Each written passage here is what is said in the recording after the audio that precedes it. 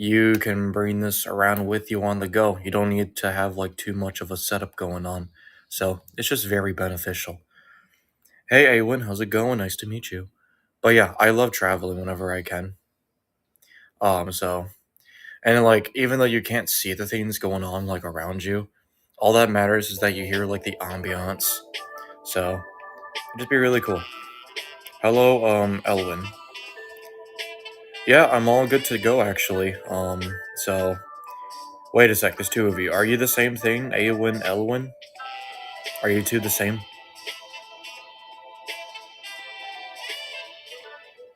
When you start in this app? I started, yeah, my restream. Okay, sounds good. So let me know when you set up, okay? Then I'll log on to that. I started on this app, so this app actually released about 2 to 3 months ago. So that's when we about started. But I actually had experience, which I'm not going to say which app I'm from, but I had experience with another app that was also for the iPhone and I believe for the Android as well. I started when I was about, what was it, 2021? And I was a Vtuber for about, and of course I had a different identity as well, but I'm not going to share what that is as well, because that's in the past. But I started when I was in 2021, and it was fun. I just did like a bunch of, because I was a college student back then, I just did like a lot of study streams, a lot of cafe streams, um, just a lot of streams where it was just welcoming and like it's not that I just didn't like it's not that I just like ignored people and they just came into my stream, but I just kind of like multitasked. I just wanted to offer like a different vibe, you know, just like something where people can be like engaging and yeah. But yeah, that's just what I did. So henceforth, I got scouted by someone from an agency that I'm a part of, known as Nexas, which is also on our Twitter. And here I am. So I just happened to have been lucky and just happened to have been at the right place at the right time. So, and I'm grateful for it.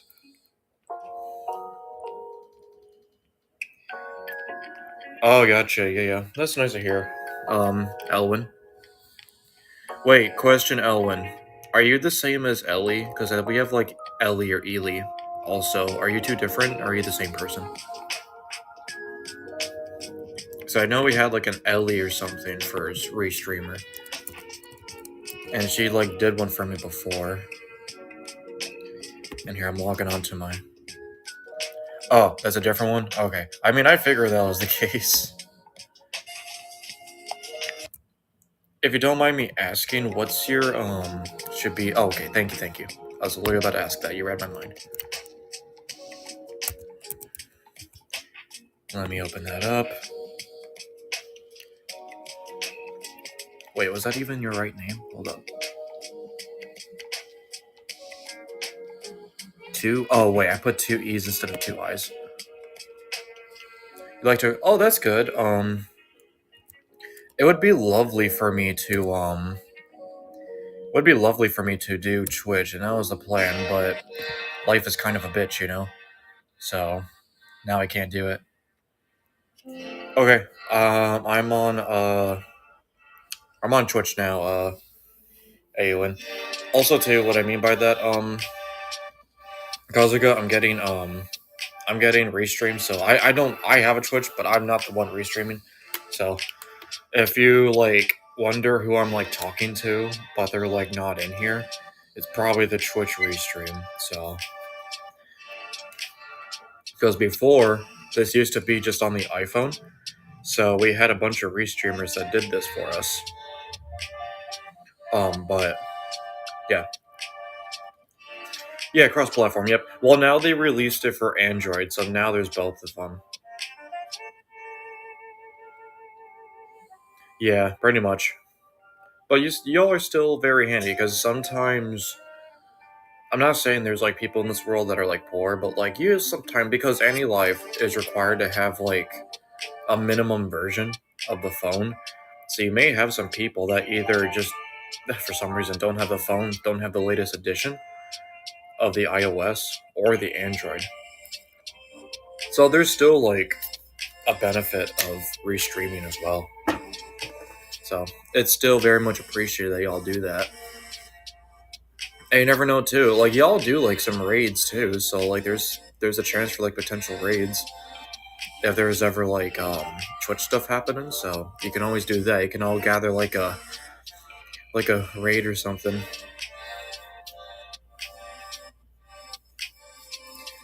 Oh, gotcha. Okay.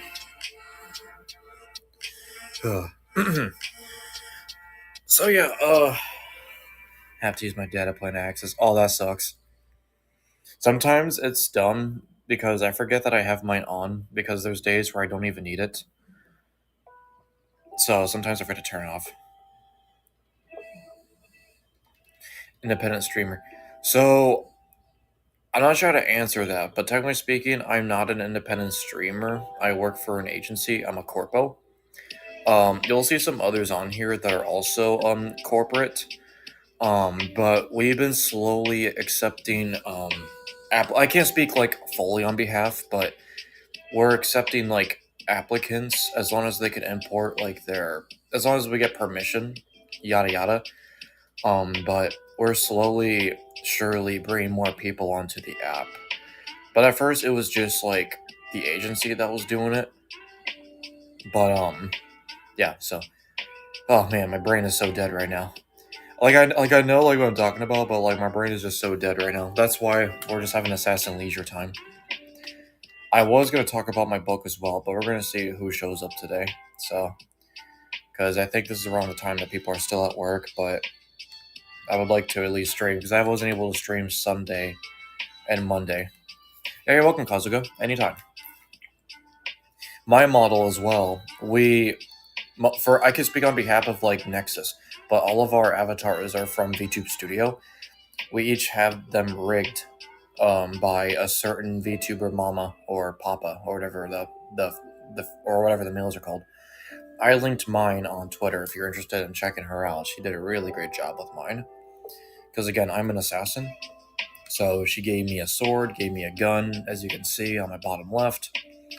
But really proud of this outfit. Did a really great job.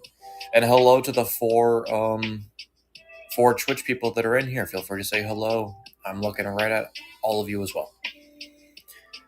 So, but yeah. But if you have like any further questions, I guess this is kind of like a Q&A at this point, but it's just a leisure time. Most of my streams are filled with assassin stuff. Like last week, we did quite a bit of subtopics. We talked about like the history of assassins, like the Sicarii and all that. We talked about the mindset behind the assassin and how it can take a toll on somebody. So like the pros and the cons. We talked about like the different weapons the assassins would use. So it just made it like a whole entire stream about it. Yep. And sometimes this and there, I'll bring up like some model stuff because I am also a fashion model. So I'll thank you for liking the stream. I appreciate it. But yeah. So I just bring up some fashion tips, and I just we kind of go over. I mean, maybe I'll do that for like a stream someday. We can go over like the time periods of like what people wore back then, and then just compare it to like what we wear now and how advanced and how much of a variety there is now. But that's pretty much like what we did with Assassin stuff. So, because I'm a big history geek or nerd, whatever you call it, um, in the future, what I'm going to do, I'm going to be playing some games that involve Assassin stuff. So, like Assassin's Creed and all that.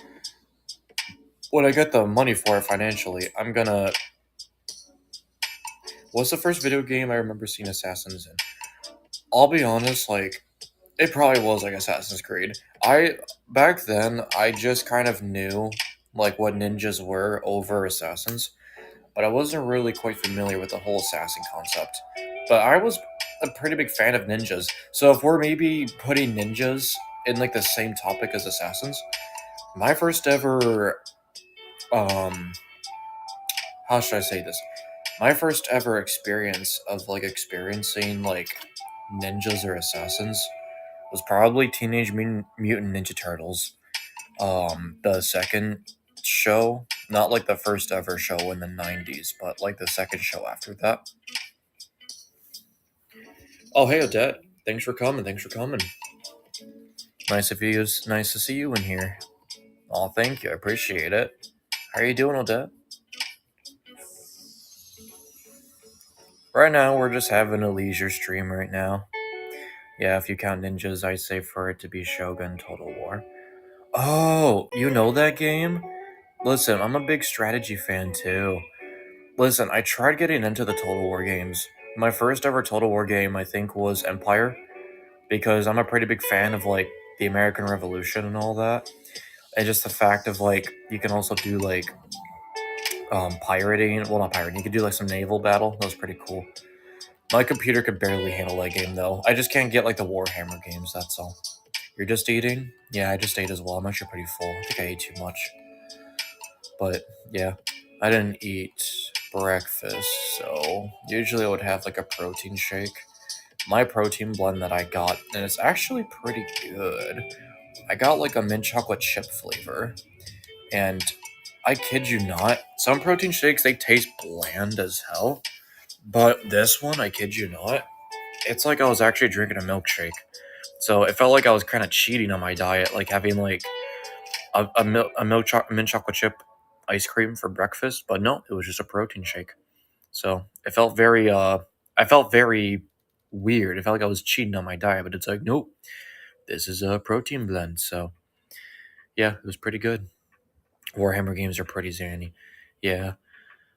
Yeah, I'm not a fan of like the Warhammer series. The closest I ever got to playing like a Warhammer game was like what, Darktide? It's even on my collab sheet. So yeah. What else? What else? Gonna switch to Twitch so my phone doesn't die. Okay, sounds good. Hey, do we got a Deadpool fan in here? Fun Pancake Bro, hello there. How you doing? From one assassin to another. Well, more like Hitman, I don't know. Just a man with two blades. I only have one blade though, unfortunately. Ugh. Sorry if I have like no energy today. I'm like pretty exhausted. I had to do like a double shift yesterday, and then I had a shift today. That's why we're just doing like leisure time. Also too, Odette, I'm not sure if you read my book yet, but I posted it 2 or 3 posts ago. It should be on a PDF. If you have nothing really to do, I would recommend giving it a read. It explains my childhood arc. So, and this is to like everybody too. I know I said like in my Twitter that was gonna be the. Oh, you read a little bit last night. Awesome. What's your thoughts about it so far? Hey, Yulin, how's it going? Welcome. Glad to have you in here. And hello to 6 people that are on Twitch. Don't be shy. That's good. I'm glad you're enjoying it so far. Trust me, keep on reading. It gets more interesting. I think I've seen you before. Oh, I think I've seen you before as well. You look very familiar, Yulin. But yeah, also, I wonder. Oh man, you're a better liar than I am. Here, I'm gonna zoom in for a sec. It's been a while. Hello, hello. But yeah, what's it called? Yeah, Baku zoom in. Yes, Baku zoom in. It's just I feel bad because I never show like my full body too much. So I just figured, you know what? Well, I'm just gonna zoom in for a little bit, so yeah. I can look right into your soul. But yeah, so hey Yulin, question. Did you read my book yet? That I posted on Twitter? Yes. Not yet? Oh, I recommend it. You can learn so much from my arc. But yeah, okay, goody, goody, goody. I don't know, maybe save it for like a rainy day, but like whenever you're just like bored or can't go outside or if the power is out. But wait, how are you gonna read my book if the power is out? Okay, never mind, that's kind of pointless. Unless you just like print out the whole thing. But I do have a plan of releasing more books in the future. That's just the first of the 3 of Bakurah's origins. So there'll be more. Oh, thank you very much for the link as well, Elwin. Yeah, to the 6 people in Twitter, not Twitter, hell, to the 6 people that are on Twitch. Yeah, go check it out, free of charge, free of charge. Yes, 86 pages. Yeah, it's not just 20 pages. You think I would just give you all lazy content? Absolutely not. That took me a month to do. So, and the second one is in the works right now. I am just about almost done developing the chapter drafts, and then all I gotta do is just put it all together. And then from there, it should be done, and y'all will get 2 books by July. You got my childhood arc, and now you're gonna get my adolescence arc.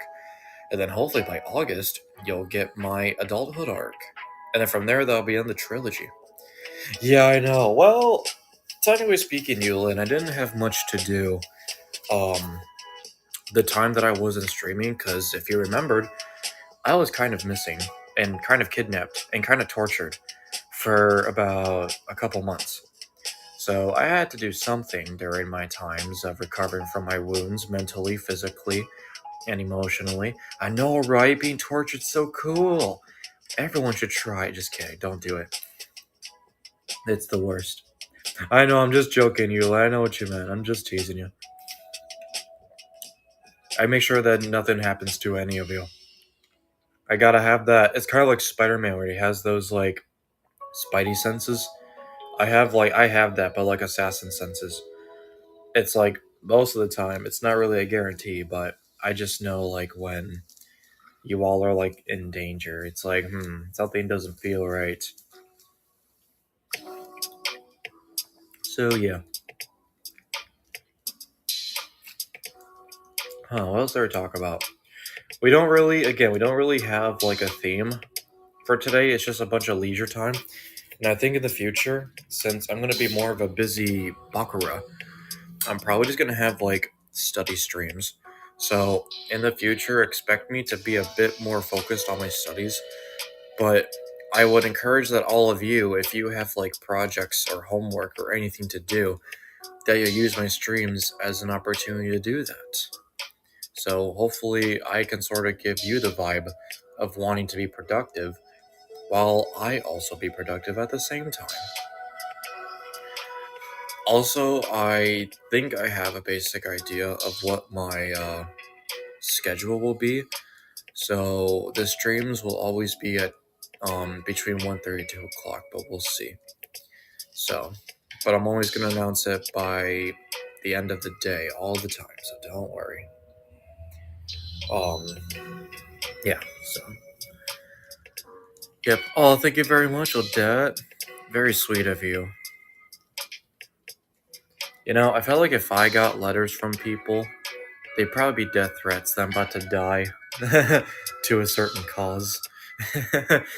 Everyone just gets like a nice letter from Odette, but then mine's just gonna be like, Bakurah, you're about to die. It's like death is like sending me like my date of death. It's like, oh sweet, now I know when I die. That would just be so funny. It's like the Death Note. Everyone just gets like positivity, but yet I get like, Bakurah, you're going to die from a heart attack on this day and this year. It's like, oh, what a great letter. They're letting me know when the unexpected will happen. So sweet. It'd be funny if Odette had like the. Oh, I'm just teasing you, Odette. Don't worry. It'd be funny if Odette had like the Death Note. She's trying to like spread positivity, but she's like, wait a sec, what's going on here? Oh wait, everyone's dying. No.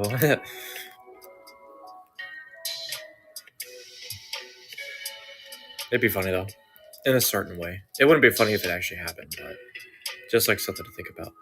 Yeah, I know you'd be confused and sad.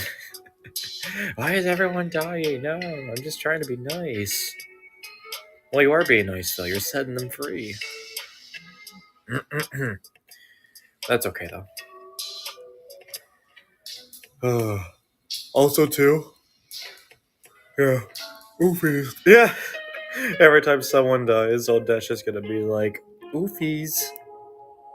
That'd be so funny. I just shoot someone in the head. I'll just be like, oofies, he's dead now. It's like when I'm trying to be cutesy but also kill people at the same time. Oofies, you're dead now. Oofies, you're bleeding to death now. Oofies, uh, I just stabbed one of your main arteries. That makes me sound so psychotic, I swear to God. Nah, I wouldn't do that though. I would actually make sure I kill them fast. Unless they did very terrible things, I'll make sure I take my time with them. Make sure they save every pain that they get to them. That's only if they've done very bad things. But obviously, you all are behaving. So, obviously, you all did nothing wrong. Yet. And I hope to keep it that way.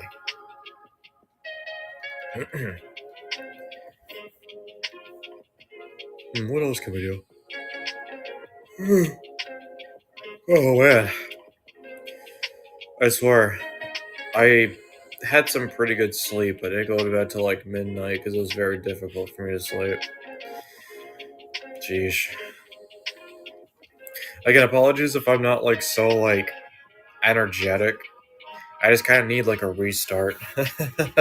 And hopefully throughout the week I'll be good. So, yeah. Yeah, I just need some assassin leisure time. I was gonna do like a read along for like my book. Yeah, some alone time. As if I don't get enough alone time. That doesn't mean I enjoy it. Because sometimes it gets thwarted by people that do bad things in the streets. You know, sometimes I just be on the rooftop, just enjoying myself. But then I see someone committing crime, and it's like, oh, all right, there goes my alone time. Time to get busy. Gets interrupted all the time. Where I live, it's very dangerous. Oh my god! If I don't like one more time, I'm getting some damn coffee. And it's sad because I had an energy drink and I had a cup of coffee, so technically speaking, I had about 3 cups of caffeine. But I guess I could have a cup of tea. A cup of tea does sound good. Maybe just like squeeze some lemon in there. If I could get some honey, that'd be great. Yes, 3 cups, Odette. That's a lot to you? Listen, Odette, back in my college heydays, I had like probably double that. I think the most I've ever had was like 8 cups. Oh, gotcha. Well, good for you. I don't mean that in a mean way, but I don't mean that in a mean way. But anytime people tell me that they don't drink coffee or not much coffee, I can't help but just applaud and praise them because it's probably like the best. Like, how do I say this? Technically speaking, coffee is a drug. And it's just like with all other drugs, and I kind of hope they all never experience this, and hope they all aren't drug addicts. But it's like you get started, it feels good, but then you start to feel like the withdrawals and like the effects. Same with like alcohol as well. But just anytime you do something that's like addicting and not just like drugs, for example, like your phone or your video games or anything that you're so glued to, you get that taken away from you. Or you don't do too much of it. You start to feel like the withdrawals. You start to feel the shakies. You start to feel headaches. That's me with coffee. But I've been getting a lot better. Alcohol coffee. Yeah, that's actually called Bailey's. Yeah, that's actually called Bailey's. There's a type of creamer that's also like an alcoholic creamer. Instead of helping it gets me sick. Oh, I'm sorry, Odette. Yeah, it's not for everybody. I will say that. Well, I don't know. It just sounds like a very delicious thing. Trust me, Yulin. It sounds disgusting, but you know how you put like creamer in your coffee? And I'm still there, everybody. I'm just not looking at my camera because I'm just laying down. So sorry if I'm frozen for a sec. But trust me, Yulin. So you know, like the creamer that you put in your coffee, like vanilla or like hazelnut, all that stuff. So think of that, but it has more of like a kick to it. So it's kind of like your favorite. Oh, you don't drink coffee either. Well, the best I could put it is that think of like something that you really like drinking, but it just has more of like a better kick to it. That's all. But there's like clear. Oh man, my voice. Oh my god. That's why I'm like speaking like very low as well, because my voice is kind of shot. Oh god. Y'all are getting some serious ASMR right here. I'm not even trying to right now. I would even consider myself like an ASMRist right now. I'm afraid if I read my book, it's game over. I did read like some of my book though before I released it as like a little bonus because I had a lot of nice donations. Yes, hello, small white cat. Welcome, welcome. I actually have a question for you since you seemed interested in books.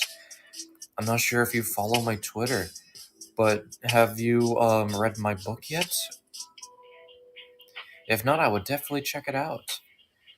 And maybe if I get some energy in me, maybe I'll read my book. Just for something to do. Would y'all be interested in hearing me read if I can strike up some energy? Because most of you didn't read it yet, so I think I might just do that.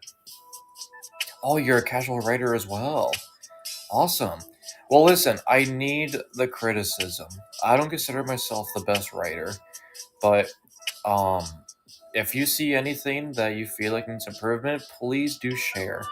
I don't consider myself like an expert. It's just merely a hobby.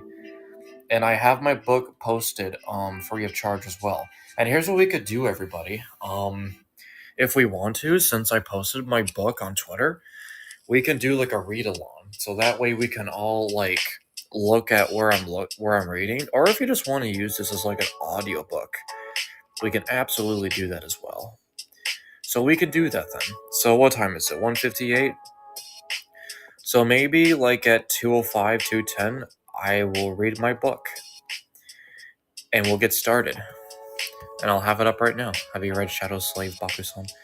No, I haven't. I'm not really a fan of reading books. They're great, but I just don't have the time. Sometimes I read some manga, though. There's some stuff that interests me. I'm so sorry as well if I sound so tired. Like, I really apologize. I feel so bad. But I haven't streamed for like 2 days. I'm not burned out, trust me when I say that. I really want to stream. It's just the energy levels are just not there with me today. So hopefully I'll get that energy a bit later, but God forbid I all of a sudden get it when it's towards the end of the stream, because that's what happened last time. I read a lot of web novels, light novels, and I'm an avid reader. Awesome. Okay, hey Yulin, I'm actually going to be like reading the book. So if you want to hold off for a second, I'll read the book in like 5 minutes. Because I was going to go over the book. What's the genre? I'm glad you asked, Small White Cat. It's actually about my lore. Right now, I posted my childhood arc. And it's going to be a trilogy. So this one explains about Bakurah's childhood. So I'm going to get this open here. And we'll do a little read-along. And I'll take a break. Because it's 86 pages, so God forbid I don't finish the whole entire book. Yes, the beginning of Bakurah, indeed. Hello there, Tempest. Welcome, welcome. Wait, another slime in disguise. Wait a second. Who are you? I'm just kidding. You're welcome in here. I thought it was a power fantasy. Happy streaming. Whoa, fancy font. Hello. Why is that purple? That just was like... That was like eye candy right there. Oh. Yeah, that was like eye candy. Wow. Say something again. Say something again. I want to see the purple. Again. I don't know. I think it's maybe like your phone. Maybe you like have to go into like your phone settings and maybe download like a different app or something. Because you can have like different font when you type. Oh god, now it's tiny. And it's also yellow. Look at that. Okay, everybody, so here's what I'm going to do. If everyone can, also to Bon, welcome. It's nice to meet you. I'm Bakurah Noir, Baku for short. You actually came at the right time because we're going to have a little story time. I'm going to read about the book that I published on Twitter. It's called Bakurah Noir Origins Childhood Arc From Haven Dreams to Haunting Nightmares. But what I'm going to do, everybody, while everyone gets the book out, I am going to get myself some coffee so that I can stay awake. How many chapters? There's about 5 to 6, I believe. But 86 pages. There's 86 pages. I know, right? Even I surprised myself. But what we'll do after each chapter, we'll take like a little break and we'll discuss it about like everyone's thoughts about it. How many days did it take me? I can't tell you exactly, but it took me about like a month to get the book done because I didn't stream for about 2 to 3 months and I wasn't really like a busy bean. So during that time, I just had a lot of time on my hands. But right now I'm actually making my second book, which is the adolescence arc. So like life after Bakurah's childhood. And then the third one, which is the last of the trilogy, will be my adulthood. So it's kind of like different ages in that arc. And then I plan on doing different projects if I have the time and the energy for it. How many words per page? Oh man, you're killing me. Alright, let me see here. I can't. How many words per page? Hold up, I'm about to. So on average, here, let me have it up here. I mean, it's also double spaced as well. So, but again, I'm not an expert with this sort of thing. So I just made sure that it was easy for people to read. But here, I'm about to tell you what the first chapter of a page is. I gotta move my phone though. Tools, word count. I guess around 86 to 100 words per page. Yeah, about 110 words per page. And that's with the double space. So, God forbid, there could have been more in that page if I didn't double space. So, yeah. But okay, I'm gonna go get some coffee now, okay, everybody? And then when I come back, we'll get started. So, give me like a few minutes. Plus, my damn coffee maker has to get warmed up, so.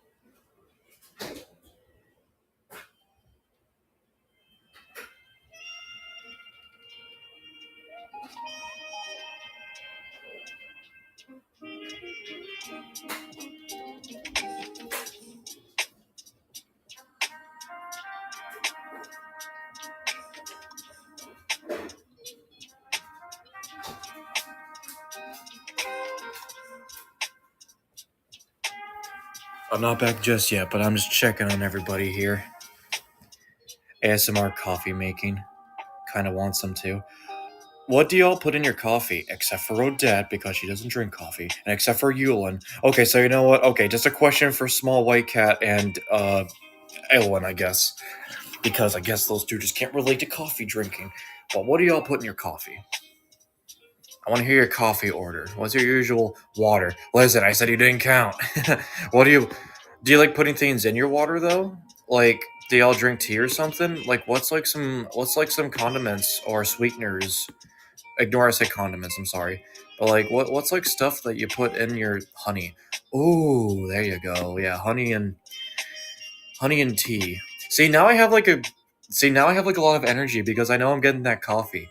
And every time I smell it, I get a kick. So here we go. Let me go get my coffee now. I'm starting to get more awake now.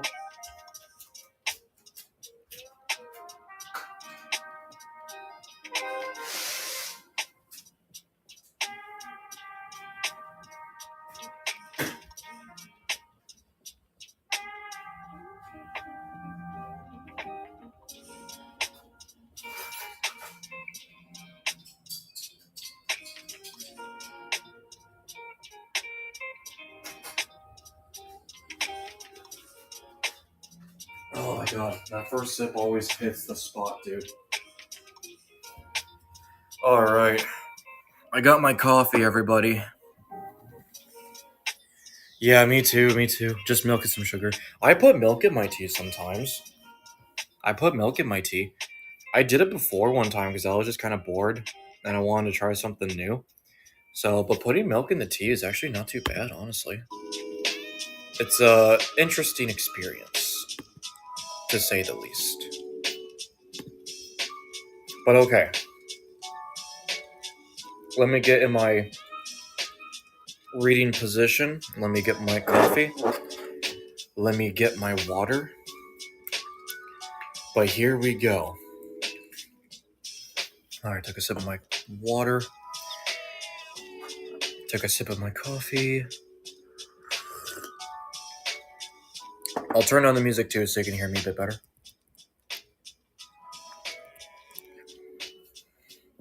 Okay. Oh, wait, where's Yulin? Uh-oh, she's missing. I don't see her on the list. Oh, there she is. Okay. Is everybody ready?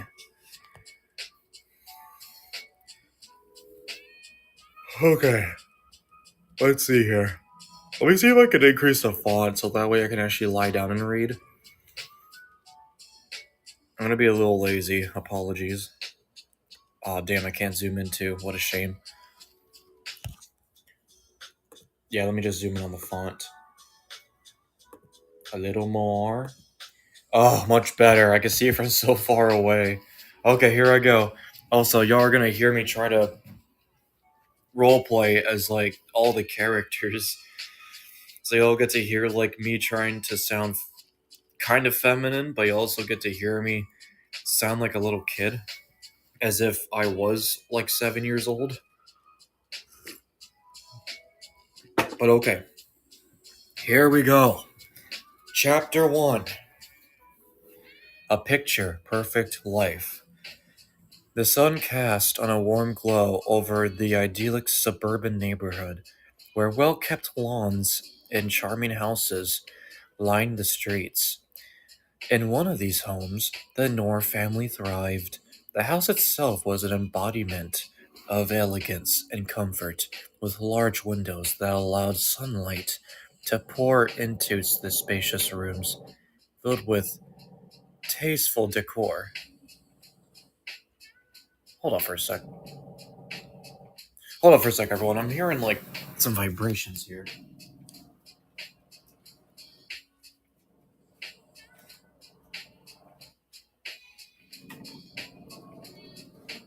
Do y'all hear that? I'm trying to find what that is. I'm trying to find that out. No, it's not my phone.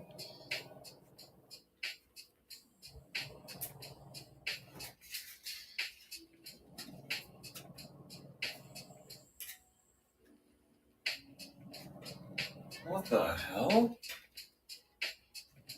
Oh my god, go figure as soon as I start reading, dude. Hold up a sec.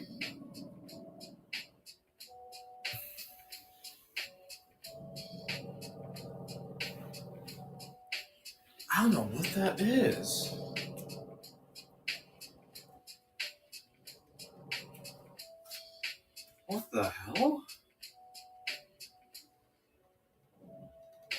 sounds like someone's like drilling into something. Give me a sec, everybody. Give me like a couple minutes.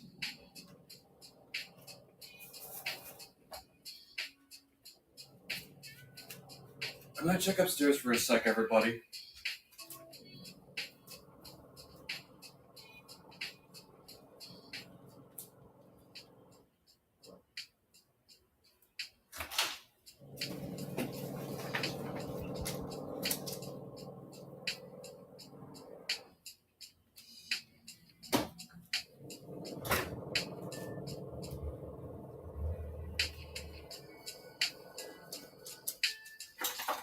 Okay, I found out what it was. We have some people next door.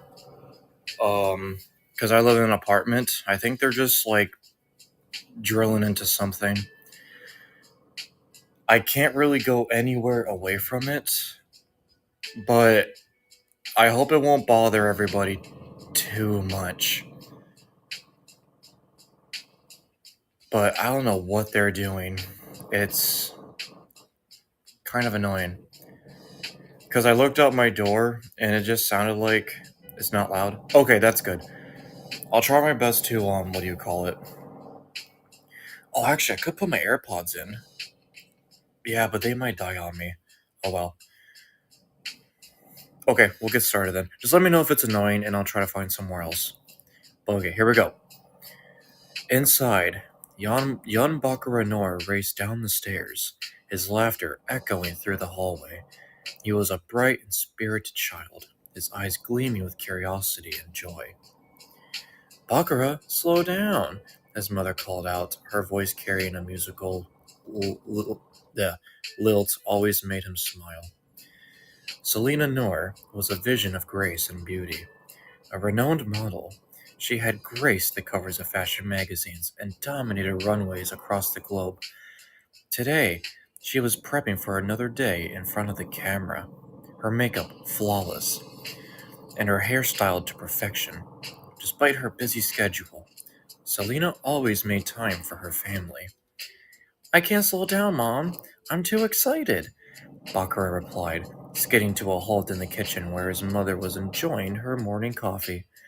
Selena chuckled, setting her cup down.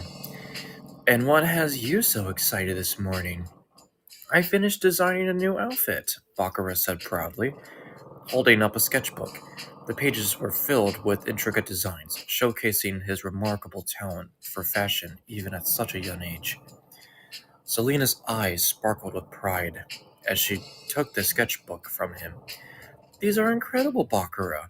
You have a real gift, just like your father.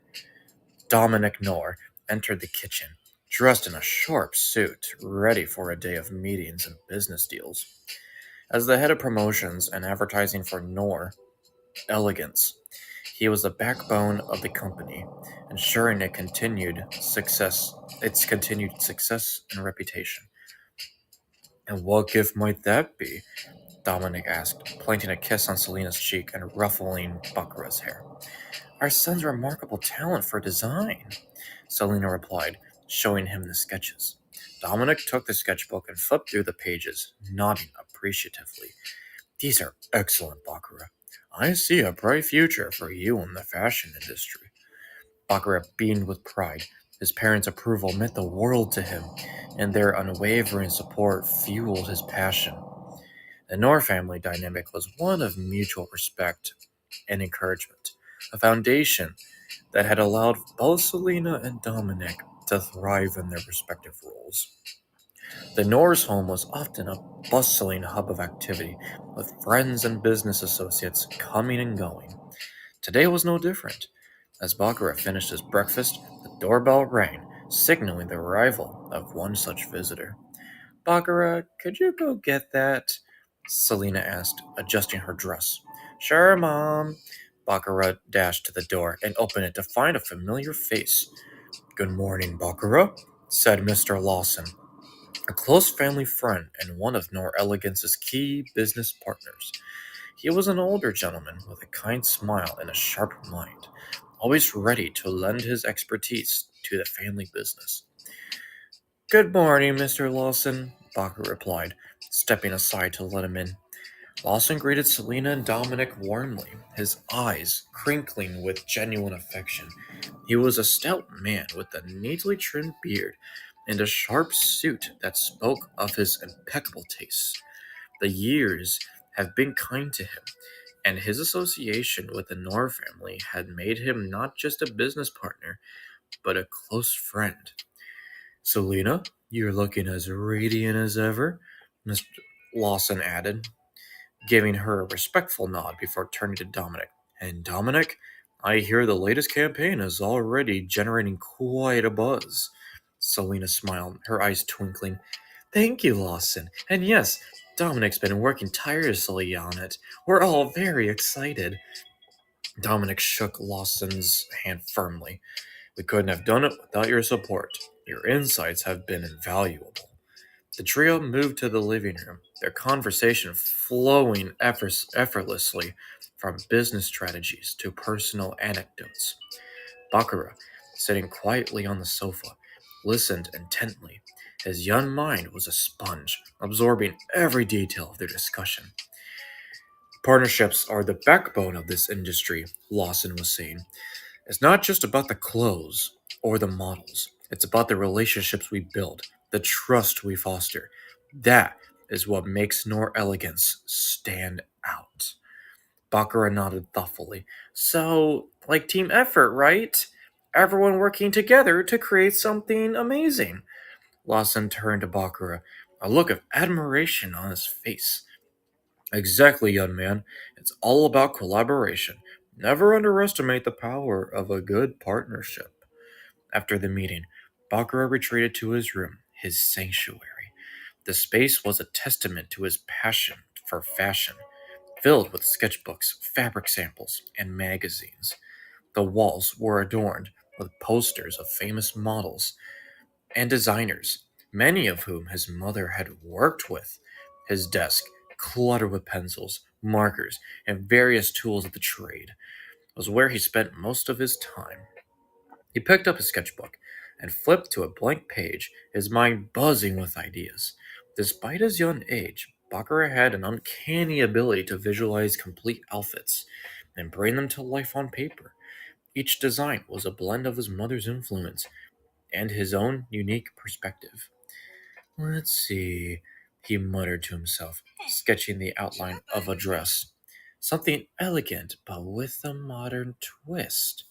His pencil moved swiftly, the lines forming a sleek, avant garde dress.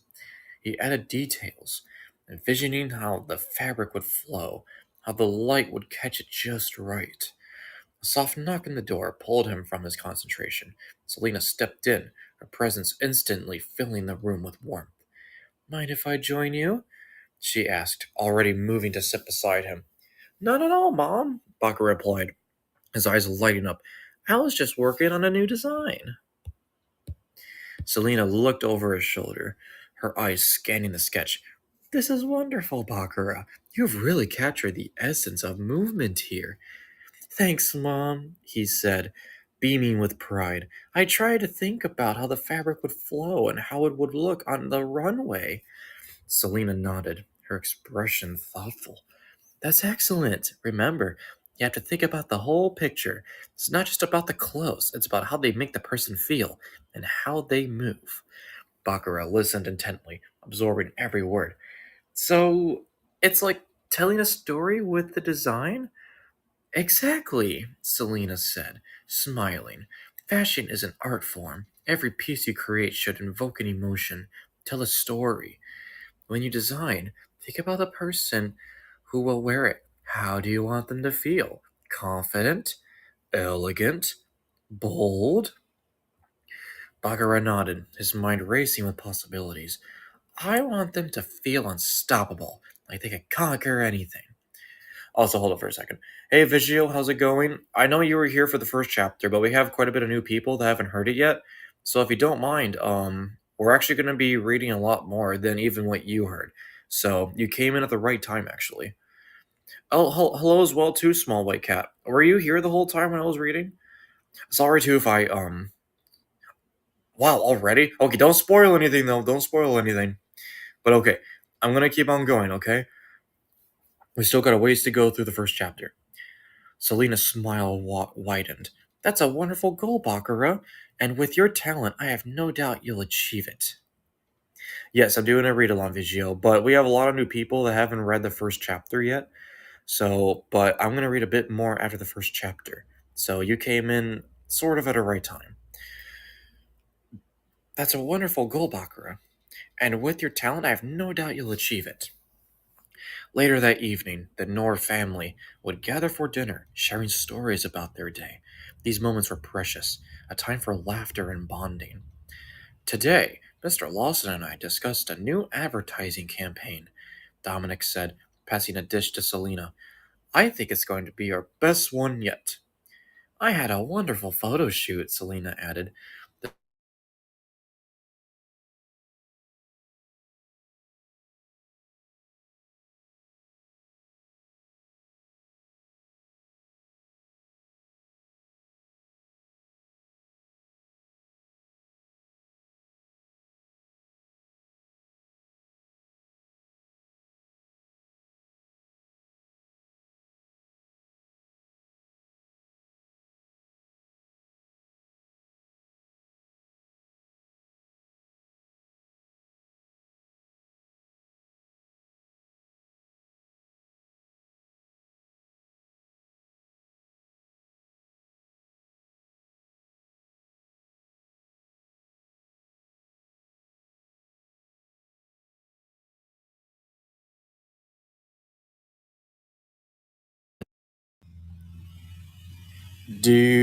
Can you all still hear me? Hello, hello, hello? Y'all can hear me, right? Oh, thank God. Awesome. All right, that's actually really good with this app. That I can just like mute and also take a phone call. Okay, awesome, awesome. That's actually really good. Shout out to AniLive for adding that feature because that would have been a shame if I had to like end the stream for a phone call. But yeah, that's great. That's great. Now let me see where I left off on, and we shall continue.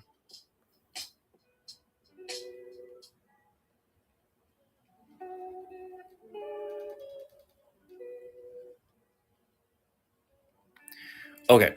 Anyways, let's continue now. And thank you very much for the criticism, Small White Cat. I appreciate it. I'll keep that in mind. Okay. If you want to, feel free to I'll have like another post about everyone's opinions. I'll give it like about a week, and maybe from there, you could tell me fully of what you think. But I appreciate any feedback because I'm still in the works of my second book, and any feedback would be appreciative. Because again, I'm no expert, so I'm just doing this for fun and a hobby. But very much appreciated. Anyways, let's get back to it. Bakurah listened, fascinated by their stories. He admired his parents immensely and aspired to follow in their footsteps, combining their strengths to carve out his own path in the fashion world. As the day drew to a close, Bakurah felt a deep sense of contentment, surrounded by love and support. He knew he was fortunate to have such a wonderful family. Little did he know, these peaceful days would soon be shattered, setting him on a path that would change his life forever. But on that night, as Bakurah lays in bed, the room dimly lit by a soft glow of his bedside lamp, he couldn't help but reflect on the events of the day. His sketchbook lay open on the nightstand, displaying his latest design, a sleek avant-garde outfit that he had meticulously crafted. The excitement of his parents' praises still lingered in his mind, bringing a smile on his face. He turned to gaze out the window, where the moon hung low in the sky, casting a silvery light over the peaceful neighborhood. The world seemed so serene, and Bakra felt a profound sense of gratitude for the life he had. He spoke softly to himself, a habit he had developed when deep in thought. I'm so happy to have mom and dad. They believe in me so much. One day, I'll make them proud. I'll take Nor elegance to new heights. I'll be a designer and a model, just like mom. He imagined himself walking down a grand runway, cameras flashing, the audience's eyes fixed on him. The designs he showcased were not just clothes, but works of art, each piece telling a story. In his mind, he saw a world of endless possibilities. where creativity and passion knew no bounds. But as he let his mind wander through these dreams of the future, a strange feeling crept in, an inexplicable sense of unease. It was as if the shadows in the corner of his room grew darker, more oppressive. He shook his head, trying to dispel the ominous thoughts. Why am I feeling like this? He whispered. Everything's perfect. There's nothing to worry about. He turned over, pulling the covers up to his chin. He tried to focus on the positives, on the love and support of his parents, on the bright future that awaited him, but the unease persisted, gnawing at the edges of his consciousness. As he drifted off to sleep, his dreams took a darker turn. He found himself in a vast, shadowy forest, the trees looming overhead like silent sentinels. The air was thick with fog, and an eerie silence pervaded the atmosphere. He could hear the faint echo of footsteps behind him, growing louder and closer with each passing moment. He began to run, his heart pounding in his chest. The footsteps quickened, matching his pace. Panic surged through him, and he pushed to run faster, desperate to escape the unseen pursuer. Just as he felt a cold hand brush his shoulder, he jolted awake, his heart racing. He sat up in bed, breathing heavily. The remnants of the dream clinging to him like a cold sweat. He glanced around his room, reassuring himself that it had only been a nightmare. Just a dream, he muttered to himself. It was just a dream. But the unease remained, a dark whisper at the back of his mind. He lay back down, pulling the covers tighter around him, trying to find comfort in their warmth. The house was silent, save from the faint ticking of the clock on his wall.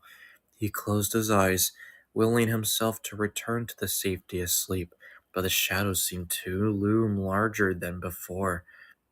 For now, Bakurah was safe, cocooned in the warmth of his family's love.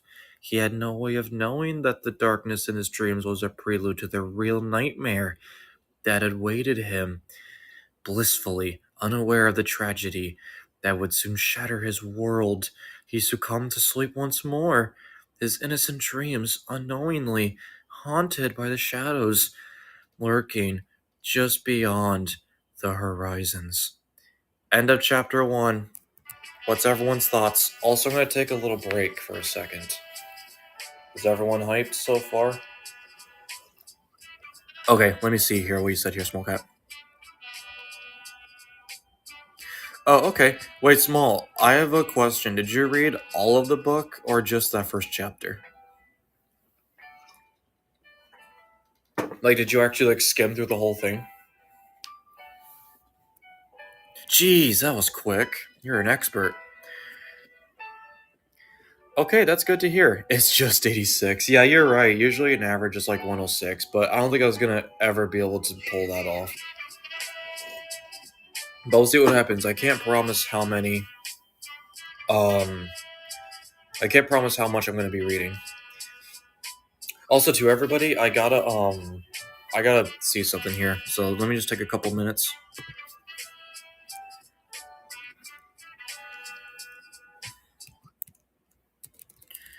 Hey, Vigio, how's it going? We just finished chapter 1, and that's where you stopped as well. So you'll be here just in time for the second chapter. Here, I actually need my phone to look this place up.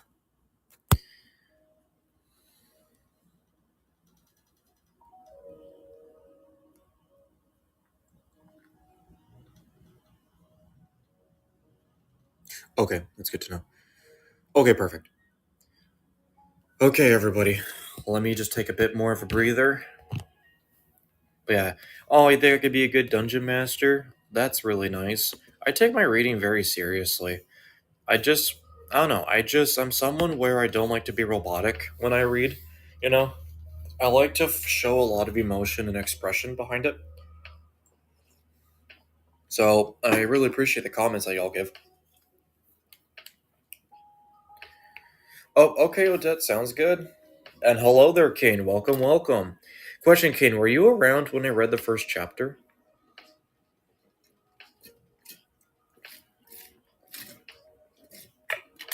Oh, gotcha. Yeah, thanks for coming, Odette. Oh, okay. All right. I'll just give you a summary then, Ken, because we just finished the first chapter. But the summary is that we kind of got to look at what life was like for the Bakurah family, and they just had like some interaction with one another. All you need to know so far is that the main characters is Bakurah himself. His family's names is Selena Noir, the mother, Dominic Noir, the father, and they have a very well acquainted associate known as Mr. Lawson. Think of him as maybe the potential Alfred for Batman. So he's kind of like their well trusted associate. So you'll be seeing a lot of you'll be seeing some bits of Mr. Lawson as well. And we got a glimpse as well that he had a nightmare. I think you were here for this one, King. But towards the end, Bakra had a nightmare that he put himself at a in like a dream where he was like living his dream, but then all of a sudden something was chasing him in his dream. And we're gonna kind of learn that this might still haunt his mind. Not a spoiler, but that might still come back to haunt him in the end. So let me get more water, everybody. And after another minute, we'll get started with the second chapter.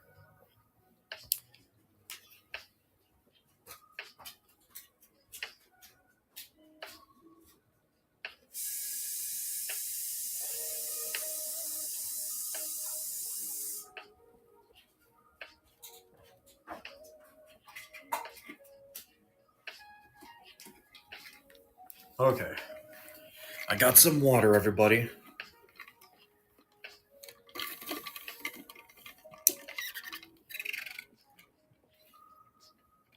And I also got myself some coffee. I was like really exhausted today. Oh, perfect then. Okay. That might just be enough time for me to finish another chapter. Okay, everybody. That's what you get, small white cat. You gotta leave everyone in suspense. It's kind of like when you look into the future, but you don't want to tell everybody what you saw in the visions. Kind of like the same energy sort of thing, right? Okay, anywho, here we go. Chapter 2, School Days. At school, Bakurah was in his element. The sprawling campus was a hive of activity, with students bustling between classes, their laughter and chatter filling the air. Bakurah excelled in both academics and sports, his natural talent and hard work making him a standout in every endeavor he pursued. He was particularly fond of soccer, a passion encouraged by his parents. Every afternoon, he would head to the soccer field, his cleats crunching against the grass, as he practiced drills and strategies. His teammates admired his dedication and skill, often looking to him for guidance during games. One sunny afternoon, as the practice session was winding down, the coach gathered the team for a final drill. "All right, boys," Coach Johnson called out, his voice carrying across the field. "Let's finish strong with this scrimmage. Bakurah, you're the team captain for the red team. Lead them well." Bakurah nodded, determined look in his eyes. "You got it, coach." He turned to the teammates, clapping his hands to get their attention. "All right, guys, let's give it our all. Remember, keep the passes short and quick. Let's focus on communication." The scrimmage began, and Bakurah's leadership quickly became evident. He directed his team with precision, anticipating the opposition's moves and countering them effectively. Midway through the game, Bakurah found himself with the ball, sprinting down the field with an incredible speed. "Go, Bakurah!" Lucas shouted from the sidelines, his voice filled with encouragement. Bakurah weaved through the defenders with ease, his eyes locked on the goal. As he approached the penalty area, he spotted an opening and took his shot. The ball soared through the air, curving slightly before hitting the top corner of the net with a satisfying swish. "Goal!" Coach Johnson exclaimed, clapping his hands. "Excellent shot, Bakurah." Bakurah's teams rushed to him, patting him on the back and congratulating him. "Nice one, Bakurah! That was amazing! We couldn't have done it without you." One sunny afternoon, after a rigorous practice session, Bakurah sat on the bleachers, wiping the sweat from his brow. His friend, Lucas, plopped down beside him, panting heavily. "Oh, you're a beast out there, Bakurah," Lucas said, shaking his head in disbelief. "How do you keep up that energy?" Bakurah grinned, taking a swig from his water bottle. It's all about dieting and staying active. My parents are big on healthy living. Plus, it helps with my modeling aspirations. Lucas raised an eyebrow. Modeling and soccer. Talk about a double life. Even ever think about focusing on just one? Bakurah shook his head. No way. I love them both so much. Besides, they balance each other out. Soccer keeps me fit for modeling, and modeling gives me a unique perspective on everything. As they chatted, Bakurah's eyes drifted to the edge of the field, where a lone figure stood, watching the game. This kid was Aaron, the shady kid everyone avoided.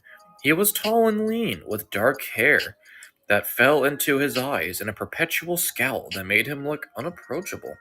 Despite his intimidating appearance, Bakurah sensed there was more to Aaron than met the eye. He had often seen Aaron in the library, engrossed in books on a variety of subjects, from philosophy to engineering. There was an air of mystery about him that piqued Bakurah's curiosity. Hey, who's that guy? Lucas asked, following Bakurah's gaze. That's Aaron, Bakurah replied. He's in our year. People say he's trouble, but I don't buy it. Lucas shrugged. Maybe, but he definitely gives off a weird vibe. Determined to find out more, Bakurah decided to approach Aaron. As he walked over, Aaron looked up, his eyes narrowing suspiciously. Hey, Aaron, Bakurah called out, trying to sound friendly. Enjoying the game? Aaron's expression softened slightly, though his guard was still up. It's alright. You're pretty good. Thanks, Bakurah said, offering a smile. Do you play? Aaron shook his head. Not really. More into other things. Like what? Bakurah asked, genuinely interested. Uh, books mostly, and figuring things out. Aaron replied, his tone cautious. Bakurah nodded. That's cool. I've seen you at the library a lot. What's your favorite subject? Aaron glanced around, as if making sure no one was listening, then answered, Philosophy. It makes you think about stuff, questions things. Intrigued, Bakurah continued the conversation. Philosophy, huh? Any favorite philosophers? Apologies if I butcher this name, everybody. Nishk, Aaron said, a hint of passion in his voice. He talks about overcoming challenges, becoming stronger. It's interesting. Bakurah grinned. I'd love to hear more about it. Maybe over lunch sometime? Aaron seemed taken aback by the offer, but after a moment, he nodded. Sure, why not? Over the next few weeks, Bakurah and Aaron began to spend more time together. The conversations were a stark contrast to the light-hearted banter Bakurah shared with the other friends. With Aaron, the topics were deeper, more contemplative, and Bakurah found himself drawn to his new perspective. One day, as they sat under the tree during lunch, Bakurah looked at Aaron, who was scribbling something in a notebook. Bakurah's curiosity got the better of him. What are you writing, Aaron? Aaron paused, glancing up from his notebook. Just some thoughts. Ideas, mostly.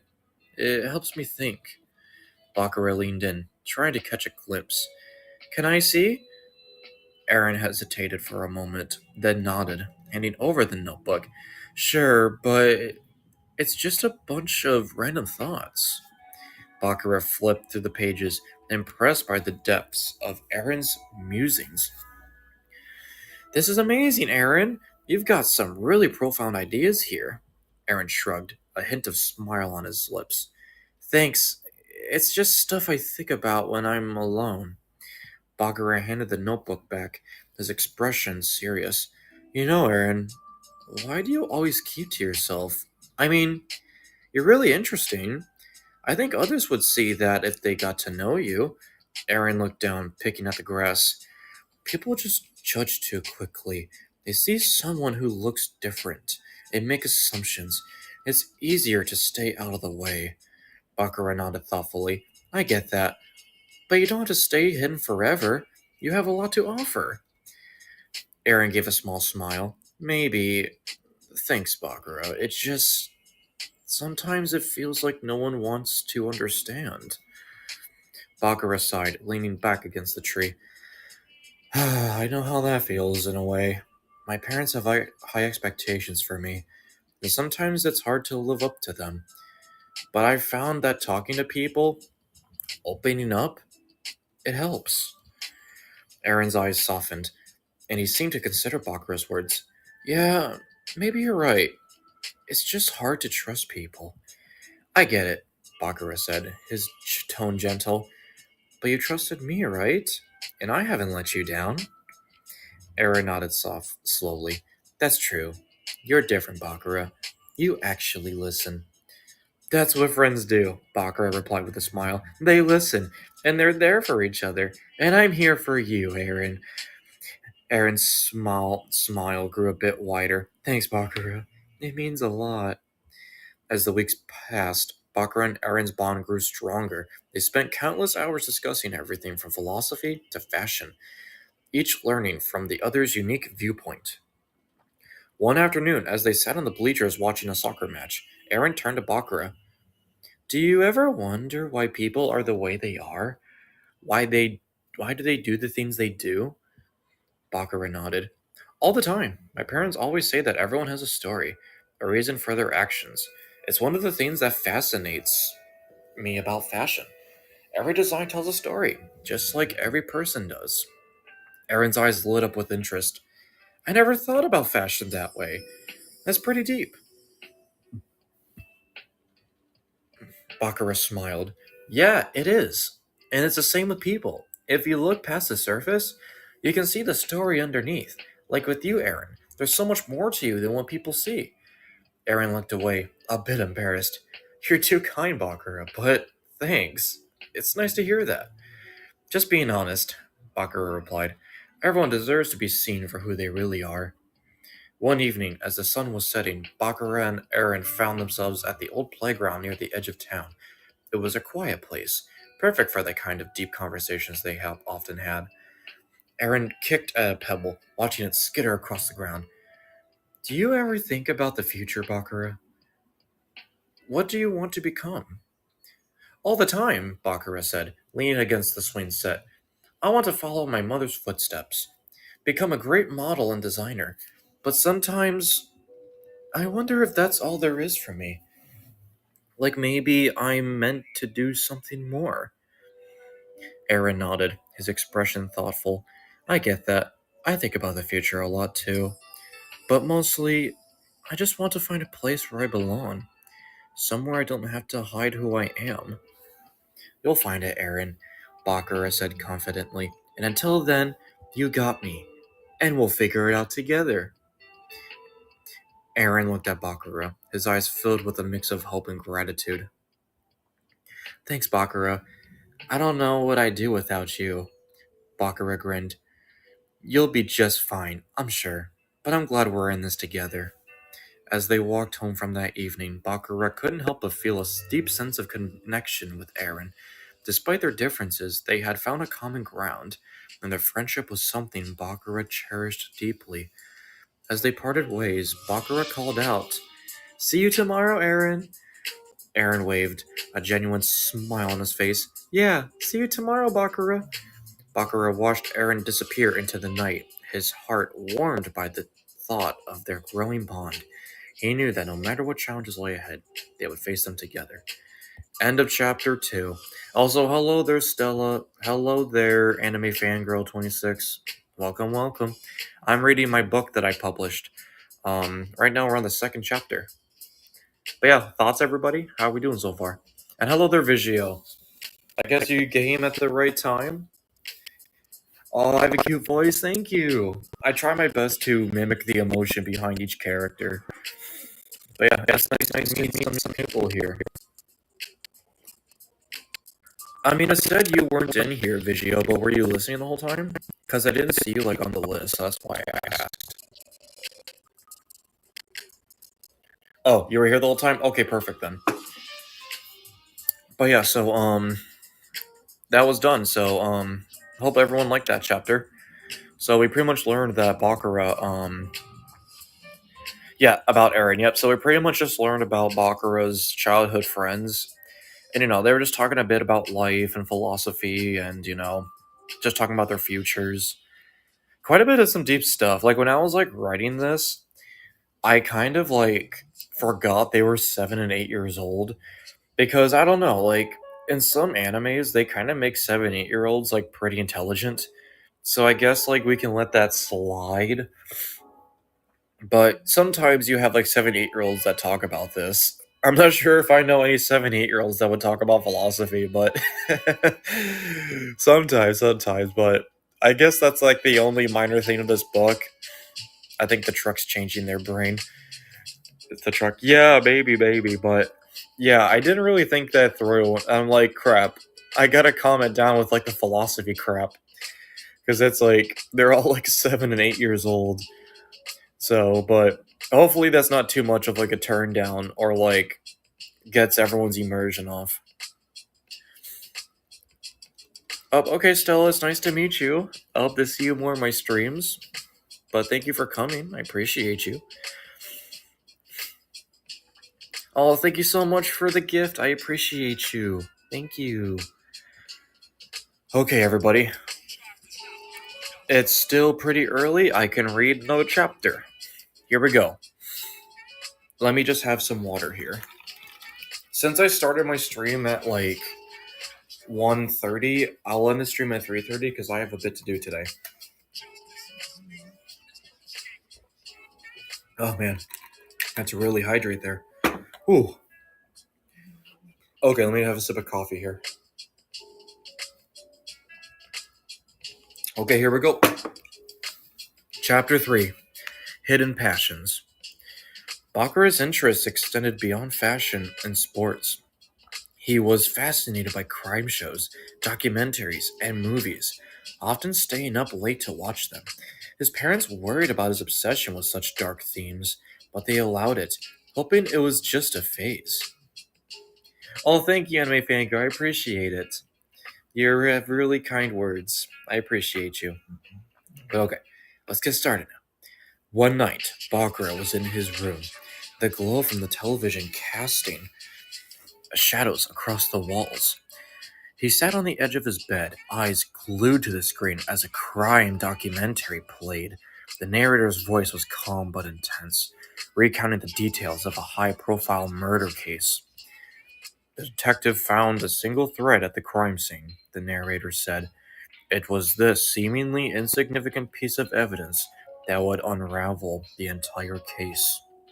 Bakurah leaned forward, his heart racing. How did he even notice that? He thought to himself. I mean, it's just a thread. It could belong to anyone. As the detective on the screen meticulously examined the thread under the microscope, Bakurah's mind buzzed with questions. What makes someone so observant? How can they see things that others miss? Is it just practice? Or do they have some sort of special talent? He marveled at the detective's ability to piece together the smallest clues, turning them into a coherent narrative that led to the perpetrator. It's like solving a giant puzzle, Bakurah mused. Every tiny detail matters. One mistake, and the whole picture falls apart. The documentary continued, showing the detective's relentless pursuit of the truth. Bakurah's admiration grew with every revelation. I want to be able to do that, he thought. Not necessarily catch criminals, but understand people. See the connections that others don't. Maybe even in fashion. Those little details could make all the difference. His thoughts were interrupted by a knock on the door. Bakurah, it's getting late. His father, Dominic, called out from the hallway. You have school tomorrow. I know, Dad, Bakurah replied, reluctantly tearing his eyes away from the screen. But this is really interesting. They're showing how the detectives solved the case just using a piece of thread. Dominic opened the door, walked in, sitting down beside Bakurah. I understand it's fascinating, son, but don't you think you should be focused on something a bit lighter? Your mother and I worry about you watching so much of this. Bakurah turned to his father, determination in his eyes. But, Dad, it's not just about the crime. It's about understanding people, figuring out what makes them tick. It's like solving a puzzle. Dominic nodded slowly, seeing the passion in his son's eyes. All right, but promise me you won't let it keep you up all night. Bakurah grinned. Promise. Selena continued to mentor Bakurah in modeling, taking him to her events and teaching him the art of, of pose and presentation. Under her guidance, Bakurah flourished, his natural talent and dedication evident in every step he took on the runway. One afternoon, as they prepared for a fashion show, Selena adjusted Bakurah's tie, her eyes filled with pride. "You look just like your father when he was younger," she said, smiling. Bakurah chuckled. "You always say that, Mom."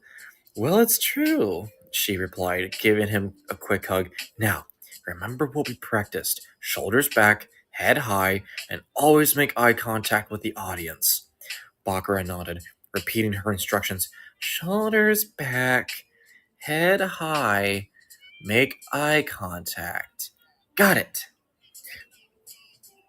As they walked towards the stage, Baccarat looked around at the bustling backstage area.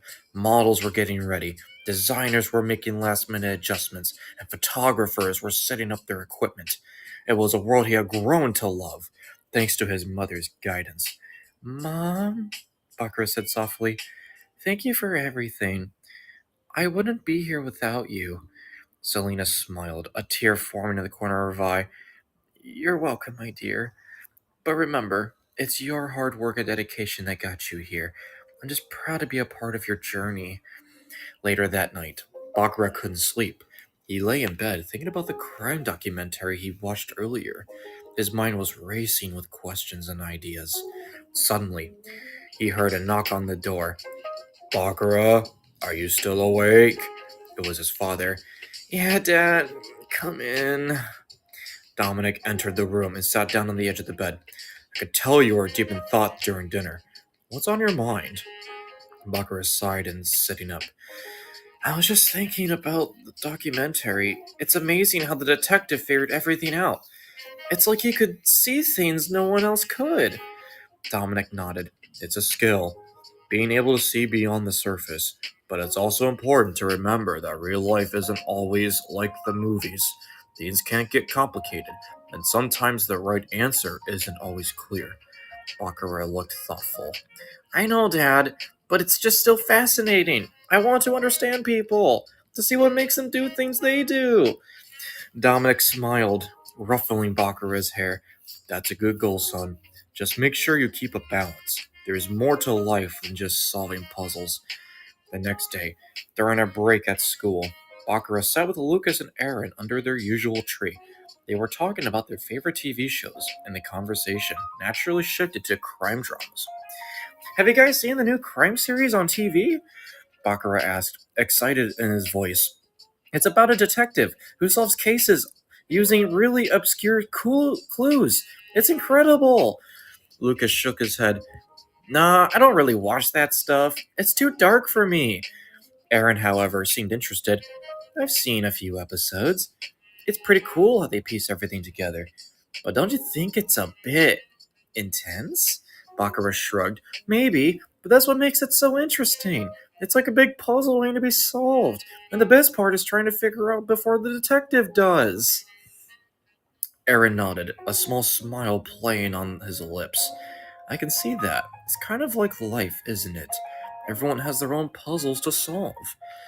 Lucas looked confused. "You guys are weird. I prefer comedies." Baccarat laughed. "To each their own, Lucas, but if you ever want to try something different, let me know. I got plenty of recommendations." After school, Baccarat hurried home, eager to work on his latest fashion design. His room was a sanctuary, filled with sketchbooks, fabric samples, and fashion magazines. The walls were adorned with posters of famous models and designers many of his mother had worked with. As he sketched, his mind wandered back to the crime documentary. He couldn't shake the feeling that understanding people's motivations was crucial, not just in solving crimes, but everything he did. Selena knocked on the door, peeking in. "How's it going in there?" Baccarat looked up, smiling. "Great, Mom. Just working on a new design." She walked in, sitting beside him. "You're so talented, Baccarat. I can't wait to see this on the runway someday." "Thanks, Mom," he said, returning to his sketch. "I've been thinking about a lot about what you said, about the presentation and how the clothes make people feel." Selena nodded. "It's true. Fashion is about more than just clothes. It's about telling a story, making people feel something. Bakurah looked thoughtful. Kind of like solving a puzzle, right? Figure out what makes people tick? Selena smiled, understanding his reference. Exactly. And you, my dear, have a knack for both. Bakurah felt a surge of pride. His parents' support and encouragement meant everything to him. He knew he was on the right path, even if it was a bit unconventional. And with each step he took, he was one step closer to uncovering the mysteries of both fashion and life. Alright, that's the end of chapter 3. Do love your voice and style. You sound very handsome, and I bet you're a sweet, smart. Oh, thank you, anime fangirl. If oh, you just left. I was about to say follow me on Twitter, but I guess you have to get going. Oh, okay. How about this, everybody? I think I have time for one more chapter, but this is probably like one of the most important chapters. Ugh. But I hope everyone's been enjoying it so far. It's getting more interesting.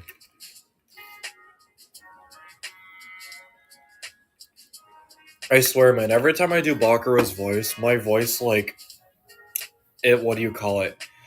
Um, it cracks or whatever it's called. It squeaks. So, oh man, it takes a toll on me a little bit. That's why I'm glad when we do like a time skip, then I can sound a bit more masculine. It's a lot easier. It's actually a lot easier doing the mother than it is like young Baku because I just gotta like heighten my voice a little bit. But with Bakura, it's a bit more intense. So again, I'm gonna look forward is aiming to go higher. No. Oh my god, I could not. I'll be looking forward to when Bakura gets older so I can sound a bit older. Okay, let me have some more water and then we'll get started. We have time for one more. We're not quite done yet, but we're getting there. We're getting there. Alright, here we go. Chapter 4 The Silent Night. And I'm going to turn the music off for this one. The evening began with a sense of excitement as the family prepared for their rare night out. Dominic and Selena had decided to take Bakura to see a movie he had been eagerly anticipating. The house was filled with a pleasant hum of pre-outing activities, the clinking of keys, the rustle of coats, and the sound of Dominic's laughter as he teased Selena about taking too long to get ready. Come on, honey, we don't want to miss the previews, Dominic called from the hallway, a playful grin on his face. Selena smiled as she checked her reflection in the mirror one last time. All right, just making sure everything's perfect. Bakura, however, was feeling a bit uneasy. A few nights ago, and now on a consistent basis, he has been having strange but dark dreams lately. Dreams that left him with a lingering sense of dread. As he tied his shoes, he tried to shake off the feeling. Just a dream, he muttered to himself, standing up and taking a deep breath. Nothing's going to happen. Tonight's going to be fun. Despite his attempts to dismiss his unease, a small knot of anxiety settled in his stomach. He forced a smile as he joined his parents by the door. You ready, sport? Dominic asked, ruffling Bakura's hair. Bakura nodded. Yeah, let's go. The drive to the theater was filled with light-hearted chatter. Dominic and Selena discussed the latest trends in fashion while Bakura listened, his thoughts drifting back to the dreams. He couldn't shake the feeling that something was off, but he didn't want to ruin the evening for his parents. What movie are we seeing again? Dominic asked, glancing at Bakura in the rearview mirror. It's the new action-adventure one, Bakura replied, trying to muster enthusiasm. Everyone at school has been talking about it. Selena turned her seat to look at him. You okay, sweetie? You seemed a bit quiet tonight. Bakura forced a smile. I'm fine, Mom. I'm just a little hungry, I guess. Well, we can grab some snacks at the theater, Dominic said cheerfully. Nothing like some good old popcorn and candy to go with a good movie. At the theater, the family settled into their seats, the dimming lights and the previews slowly easing Bakura's anxiety. For a couple hours, he managed to lose himself in the movie, the excitement and adventure on the screen temporarily banishing his fears. However, every now and then, Bakura found his mind wandering back to his dreams. He could feel the tension in his chest, a gnawing feeling that something terrible was about to happen. He tried to focus on the movie, but the sense of foreboding always there, just beneath the surface. After the movie, they exited the theater, their faces illuminated by the streetlights. The night was quiet, a cool breeze rustling through the trees. That twist at the end was amazing, Bakura exclaimed, his eyes wide with excitement. Dominic chuckled, wrapped an arm around his shoulders. I told you it was going to be good. Your mother and I saw the trailer last week, and we knew that you'd love it. Selena smiled, her eyes sparkling in the dim light. We should do this more often. It's nice to spend time together like this. As they walked through an alleyway towards the car, Dominic glanced around, a slight frown on his face. It's a bit quiet tonight, isn't it? Selena nodded, squeezing his hands. It is, but we're almost to the car. Bakura's earlier unease began to creep back. The alley felt darker than usual, the shadows deeper and more menacing. He kept close to his parents, trying to ignore the chill running down his spine. Suddenly, a mysterious figure emerged from the shadows. In a swift, coordinated attack, the family was overpowered and kidnapped. The initial shock paralyzed Bakura, but instinct quickly took over. He kicked and screamed, his heart pounding in his chest. Let me go! Bakura yelled, his voice echoing off the alley walls. Panic was setting in, his breath coming in short gasps. What do you want with us? Selena cried out, her voice filled with fear. Please, don't hurt my son! Dominic struggled against the hands that held him, his face a mask of anger, of desperation. Leave them alone. Take me instead.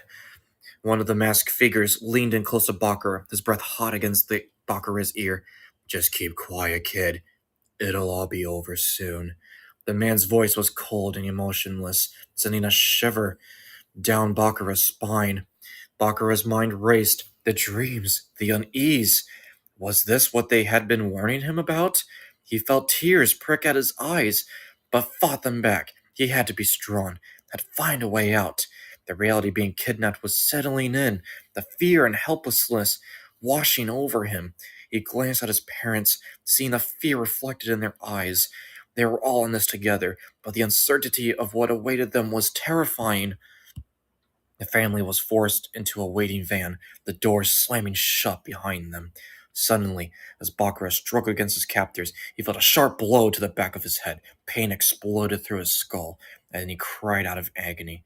His parents' voice joined his, their shouts of protest drowned out by the chaos of the moment. Suddenly, Bakura struggled against his captors. He felt a sharp blow to the back of his head from earlier. His voice, his parents' voices joined his, their shouts of protest drowned by the chaos of the moment. Dizziness swept over Bakura, his vision swimming as darkness closed in around him. He fought against the overwhelming urge to succumb to the unconsciousness, but it was a losing battle. With one final gasp of air, he slipped into the blackness, uncertainty gripping his heart as he wondered what horrors awaited them all. Okay, you know what, everybody? I hate to leave you on suspense like that. We still have a bunch of time. How about we get into this next chapter? Alright? Let me get myself a water here. Things are getting a lot more intense. Oh man, I gotta really have a good voice for this one. Oh, give me a sec, everyone. It's really important that I get these voices down. Oh, this is getting interesting. Whew. All right. Is everybody ready? And warning as well, this is probably going to be the most violent chapter in all of the series or all of the books, so just prepare yourselves. And I hate to spoil it, but I'm just warning everybody in advance, okay? Okay, here we go. Chapter 5. The price of secrets. As consciousness slowly returned, Bakurah found himself bound to a chair, his wrists and ankles secured tightly with rough ropes. His head throbbed from a blow he had received, and his vision swam as he blinked away the haze of unconsciousness. Blinking rapidly, he realized he wasn't alone. To his left and right, his parents were also bound, their faces pale and drawn with fear. His mother reached out a trembling hand, her voice shaking as she tried to comfort him. Bakurah? Sweetheart? Are you alright? Bakurah strained to respond, his throat dry and constricted, but no words could come. He could only listen as his parents' voices mingled with the darkness that surrounded them. Don't worry, Bakurah, his father said, his voice steady with false confidence. We'll get through this. I'll find a way to get us out of here. His mother's voice trembled with fear as she whispered, We have to stay calm, Dominic. We'll find a way to escape. I promise. But Bakurah could hear the doubt in their voices, the uncertainty that lurked beneath the surface. He wanted to reach out to them, to offer some semblance of comfort in the face of their shared terror. But all he could do was sit in silence, his mind consumed by the nightmare that had become their reality.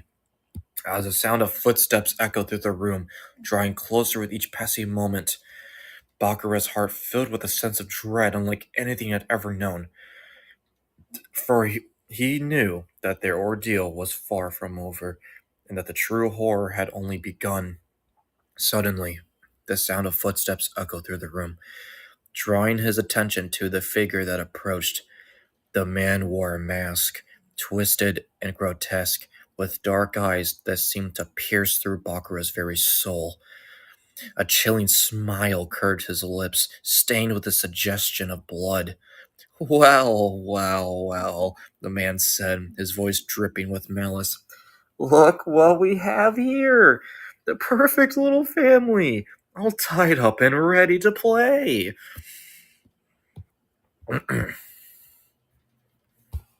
Bakurah's heart pounded in his chest as the man drew closer, his presence suffocating. Who are you? He managed to choke out, his voice barely above a whisper. The man laughed, a sound that sent shivers down his spine. Oh, you can call me the Game Master. With a flourish, the Game Master revealed the true purpose of their kidnapping, a sinister plot orchestrated by a mysterious client who sought the demise of the family. Bakurah's parents protested, their voices filled with defiance and desperation, but their pleas fell on deaf ears. Now, let's not waste any time, the Game Master said, his tone mocking. Let's get to the fun part, shall we? He turned his attention to Bakurah, his dark eyes gleaming up with malicious intent. You, my dear boy, are about this journey, a game where the stakes are life and death. But fear not, for I shall extend my generosity and offer guidance in determining which of your beloved parents will meet their fate in the shadows. Bakurah, his heart racing with confusion and dread, dared to speak, his voice trembling yet resolute. Choice? What cruel game is this? My parents, they're good people, pillars of integrity. They never faltered in their love and devotion to me. The game master's laughter echoed through dimly lit chamber, a chilling sound that sent shivers down Bakurah's spine. Ah, but appearances can be deceiving, my young friend.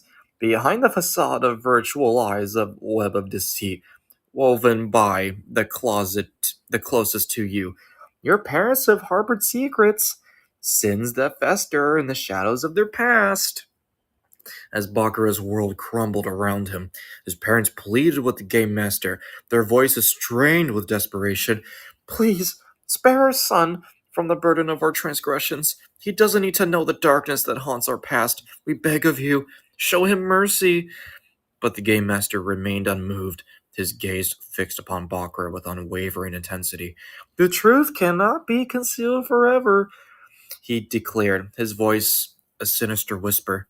Bakurah's blood ran cold as the game master delved into the sordid details of his parents' transgressions. The game master's voice dripped with venom as he painted a vivid picture of their misdeeds. Your mother once hailed as a beloved model and fashion icon, used her beauty and charm to weave a web of deceit. The game master began, his words slicing through the air like a knife. She manipulated clients, bending them to her will with a smile and a flutter of her eyelashes. And oh, the deals she secured, lucrative contracts, exclusive endorsements, all obtained through lies and deception. Bakurah's heart sank as he listened, the image of his mother tarnishing before his eyes. He idolized her, admired her grace and elegance, but now, faced with the truth of her actions, he couldn't help but feel a sense of betrayal. And your father, the game master continued, his voice growing darker with each word, the mastermind behind the scenes, pulling the strings from the shadows. He engaged in underhanded tactics, employing cutthroat negotiations and backroom deals to ensure the success of your family's business. No price was too high, no moral boundary too sacred. All that mattered was the bottom line. Bakurah's mind whirled with disbelief as the extent of his parents' deception unfolded before him. He had always believed them to be good people, honorable and upright, but now, confronted with the truth, he couldn't deny the darkness that lurked within their hearts. And now, my dear boy, the game master said, his voice dripping with malice, you must choose. Will you condemn your mother or your father to pay for your sins? The choice is yours, Bakurah. Choose wisely, for one of them must die. As the weight of the decision pressed down upon him, Bakurah felt the seconds ticking by like an eternity. The game master's cruel smile taunted him, each passing moment a reminder of the impossible choice he faced. In the midst of the turmoil, his father's voice pierced through the chaos, a whisper of sacrifice and love. Bakurah, my son, he murmured, his words tinged with sadness. If it must be done, let it be me. Your mother, she must live on, watch over you, to guide you. But before Bakurah could respond, his mother's voice rang out, fierce and determined.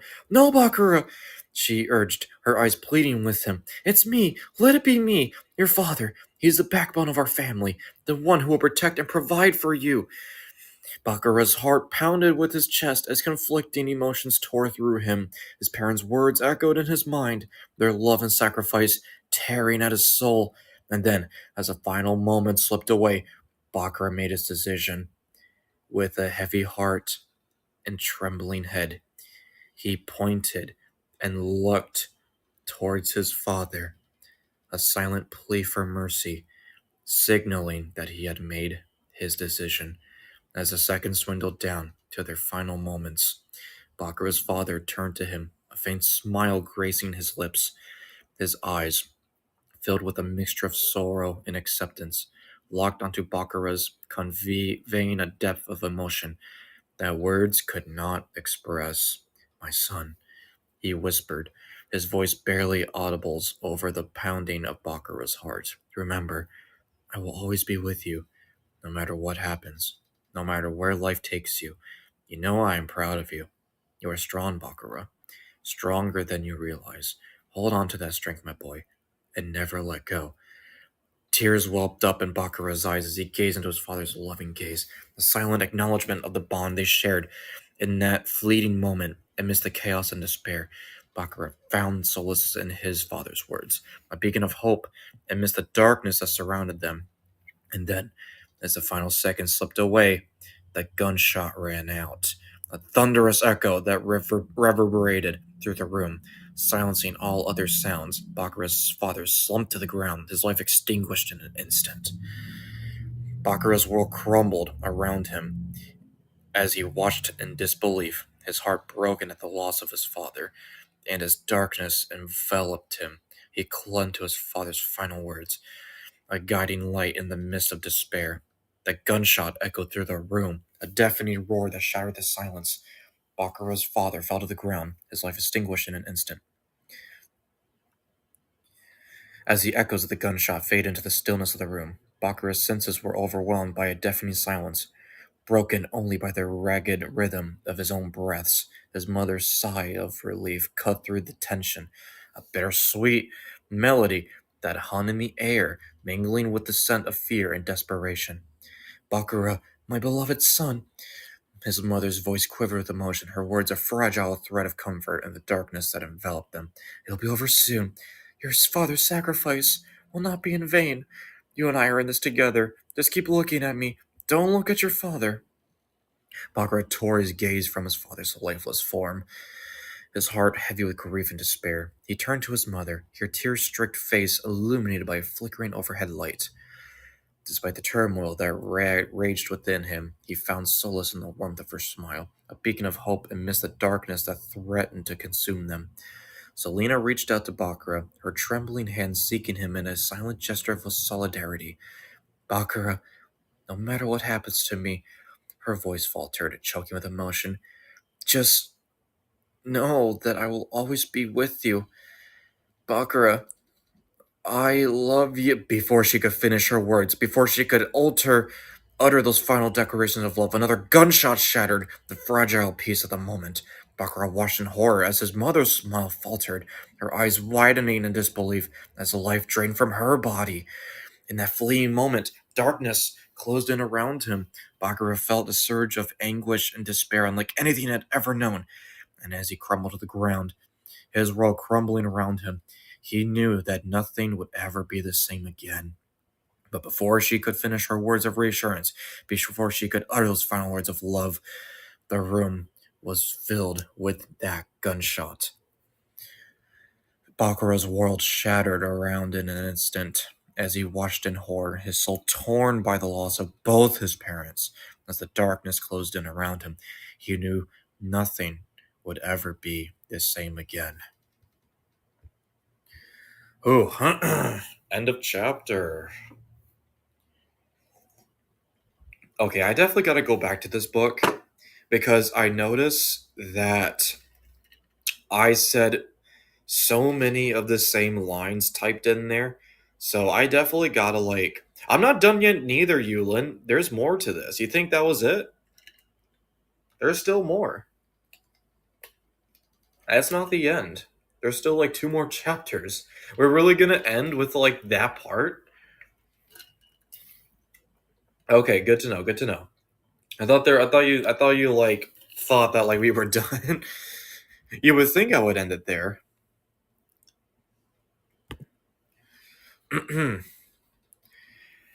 Oh man. Yeah, I know, King. That's just how it is, You think everything is pitch perfect. That's kind of the whole point of this one story here. Leading a picture perfect life, and then just one instant, the things that you believe in your parents are just happen to be lies. So I will say this though, the game that I used to always play with you all of deciding the fate of two people and I execute them. This was kind of canon. This is the story behind why Bakurah does it, because he remembered the trauma of having to decide between his parents. And why do you think I always say, if you don't give me a decision, I'll kill both of them? That's also from the story as well. That's where I got the idea from. I know, kind of dark, right? But also kind of a unnecessary inspiration.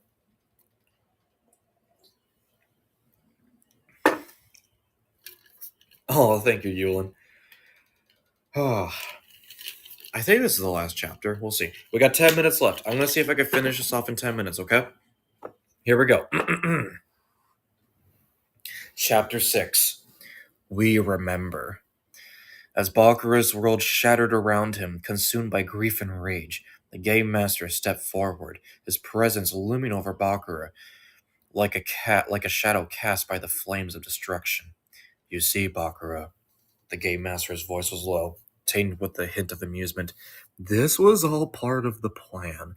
A test, if you will, to see if you possess the strength and resolve to rise above the darkness that consumed your family. Bakurah's heart pounded in his chest, his fists clenched in anger and despair. He had been played, manipulated like a pawn in a twisted game of life and death. The realization filled with him with a seething fury, a burning desire for vengeance against the one who had orchestrated this tragedy. But as he stood on the precipice of despair, the game master approached him. His moments deliberate and purposeful, he knelt before Bakurah, his eyes locking onto him with an intensity that sent shivers down his spine. Remember this day, Bakurah. The game master's words echoed in the darkness of solemn oath, forged in the crucible of suffering. Remember the pain. Remember the loss.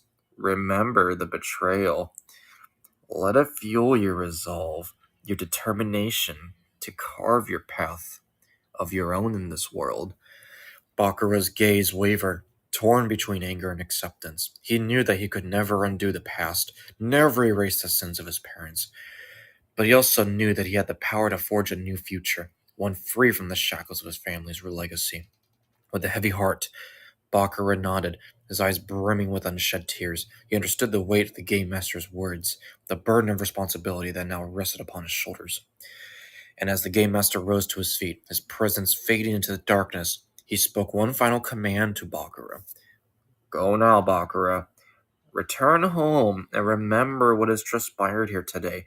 And when that time comes, seek me out once more.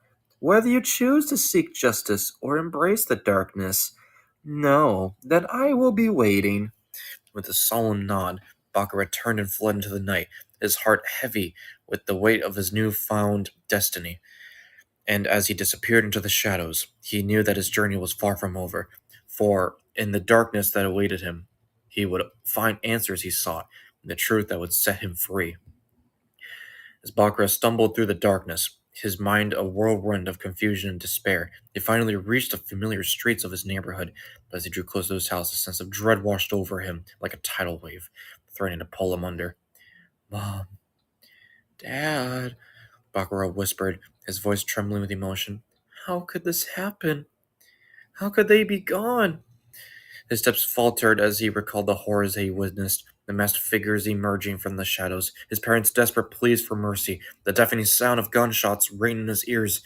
It all felt like a nightmare, too surreal to be true. But as he walked, his thoughts turned inward, grappling with the harsh reality of his parents' betrayal. They lied to me, he muttered, the words bitter on his tongue. All those years, and I never knew. His heart ached with a crushing sense of guilt, blaming himself for not seeing the signs, for not protecting his family from harm. If only I had been more vigilant, he thought, his mind consumed with regret. Maybe I could have saved them. As Bakurah made his way back home in a hurry, running away from the horrors that he witnessed, he saw the flashing lights of police cars and the bustling activity of officers moving about. His heart sank as he realized what awaited him at home, a scene of chaos and uncertainty, a stark contrast to the warmth and security he had once known. With each step, Bakurah's exhaustion grew, his body aching with fatigue and despair. As he reached the edge of his property, he collapsed to his knees, his gaze fixed on the house that loomed before him like a specter of his past. Tears welled in Bakurah's eyes as he looked upon the place that had once been his sanctuary, now a haunting reminder of everything he had lost. Suddenly, a voice pierced through the darkness, drawing Bakurah's attention. It was Mr. Lawson, the family friend and confidant, scanning the area with a look of concern etched upon his face. As he spotted Bakurah, he wasted no time rallying the nearby officers, their guns drawn and ready to act. Oh my god! Bakurah! It's Bakurah, everybody! Get him, now! Mr. Lawson's voice rang out, commanding the attention of everyone present. With a sense of urgency, the police formed a protective barrier around Bakurah, their eyes scanning the shadows for any sign of danger. The police chief, a stern figure with a steely gaze, approached Mr. Lawson, his voice firm and commanding. Get him inside now. We can't afford to take any chances.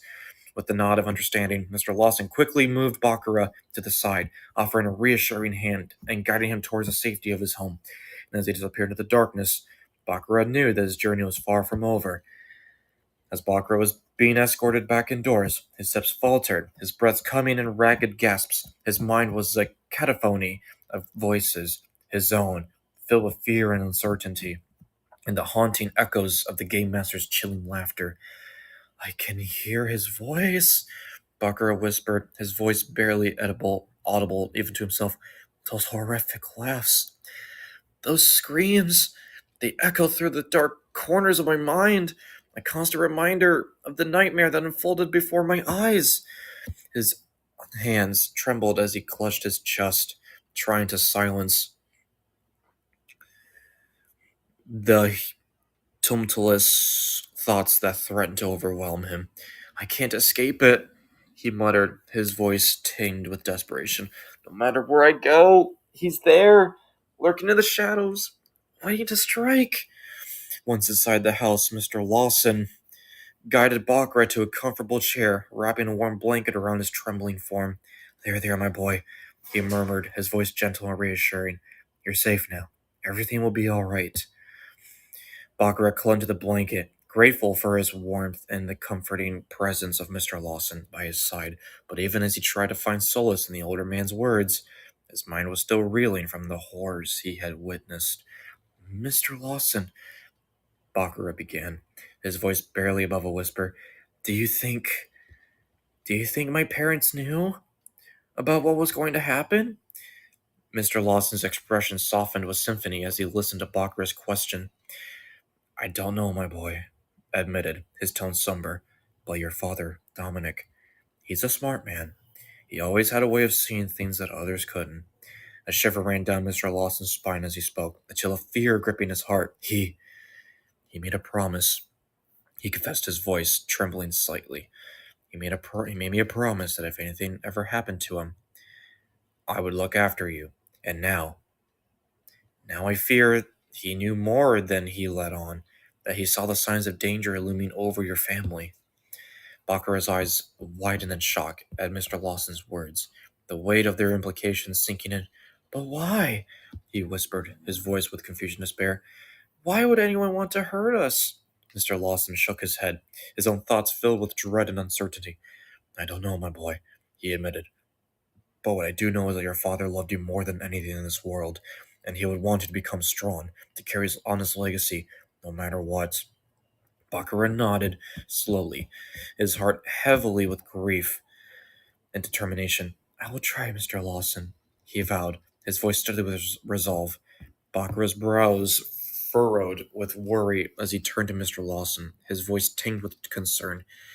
But what about the business, Mr. Lawson? Without my parents, there's no one left to run it, and I'm not ready yet. Mr. Lawson placed a reassuring hand on Bakurah's shoulder, offering him a comforting smile. There's no need to worry about that, my boy, he said gently. Your father made arrangements for the business in case anything was to happen to him. It will be looked after by myself and Dominic's other trusted associates and friends. Bakurah's eyes widened in surprise at Mr. Lawson's words, a flicker of hope stirring within him. But what about me? He asked hesitantly. What am I supposed to do? Mr. Lawson's smile widened, his gaze filled with pride. You, Bakurah, have a bright future ahead of you, he said warmly. Your father always believed in you, believed that you had the potential to carry on his legacy, and when the time comes, you will be ready. But for now, focus on healing and growing stronger. The rest will fall into place in time. End of chapter 5. Hello there, Joda. Welcome. So unfortunately, I'm not sure if you read the book yet, but we're just at the closing part of it. But I was meant to say this as well, and I'll put it on my Twitter. Awen is having this streamed on Twitch, so if she recorded this, I read the whole entire book, so you could go back to her and hear my voiceovers. But yeah, I decided just to read the whole entire book. And I know it's 3:30, everybody, but we have one more chapter. It's the epilogue. And then from there, we'll be done. So, yep, here we go. Epilogue. As Bakurah sat in the dimly lit room, surrounded by the familiar comforts of home, yet feeling a profound sense of loss, he couldn't help but reflect on the tumultuous events that had brought him to this moment. The memories of his loving parents, the terror of their abduction, and the shocking revelation of their dark secrets all swirled in his mind, threatening to overwhelm him. But amidst the chaos of his emotions, Bakurah found a glimmer of hope, a feint of light in the darkness. With Mr. Lawson's reassurance and guidance, he began to see a path forward, one that held the promise of healing and growth. Yet, even as he contemplated the uncertain future that lays ahead, Bakurah couldn't shake the feeling that this was only the beginning. There were still unanswered questions, mysteries waiting to be unraveled, the secrets yet to be uncovered. And as he looked out into the night, his heart filled with determination, Bakurah knew whatever challenges awaited him, he would face them head on. For he was Bakurah Noir, the son of legends, the heir to the legacy forged in both light and shadow. And as the first light of dawn broke through the darkness, illuminating the path before him, Bakurah felt a sense of purpose stirring within him, a fire burning bright into his soul. The journey ahead would be long and arduous, filled with trials and tribulations beyond imagination. But Bakurah was ready, ready to confront his fears, ready to uncover the truth, ready to embrace the destiny that awaited him. And so, as he took his first steps into the unknown, Bakurah Noir knew that his story was far from over. The adventure has only begun, and with each passing moment, with each new challenge that arose, Bakurah would continue to defy the odds, to defy the darkness, and to write his own destiny in the stars. Alright, end of chapter. Yes, in the stars. But yeah, that's all of my book. Again, so whoever joined that was late, Awen here has the Twitch VOD at the end of the stream. So if you go to her Twitch, she'll have everything recorded when I was doing the voiceover. But again, my book is available on my Twitter. I have it posted. So go ahead and read at your own pace. But yeah, so that's it. That's the book. That's the childhood arc. Now I can't promise if the next one's going to be longer, but just know this is not a spoiler, but for the next book there's going to be a time skip. He's probably going to be about 13, 14 years old into the next book, but for like a couple chapters he's still going to stick to probably 7 or 8 years of age, but right after that is going to be a time skip. But it's pretty much going to be showing life after his parents' death and what he's doing to move on from it. So yeah, wow, quite the tragedy of the parents. Am I right? What did you all thought that they were just gonna get killed in the middle of the street? No, I was gonna make things a bit more interesting and dark. So hopefully that was a nice little twist. So the game master, he was an inspiration behind Jigsaw from the movie Saw, the guy that makes traps and all that, and kind of like gives people choices or they die. He was a main inspiration. But I mean, yeah, I was thinking about that too, making it a bit more torturous, but I didn't want to make it too dark.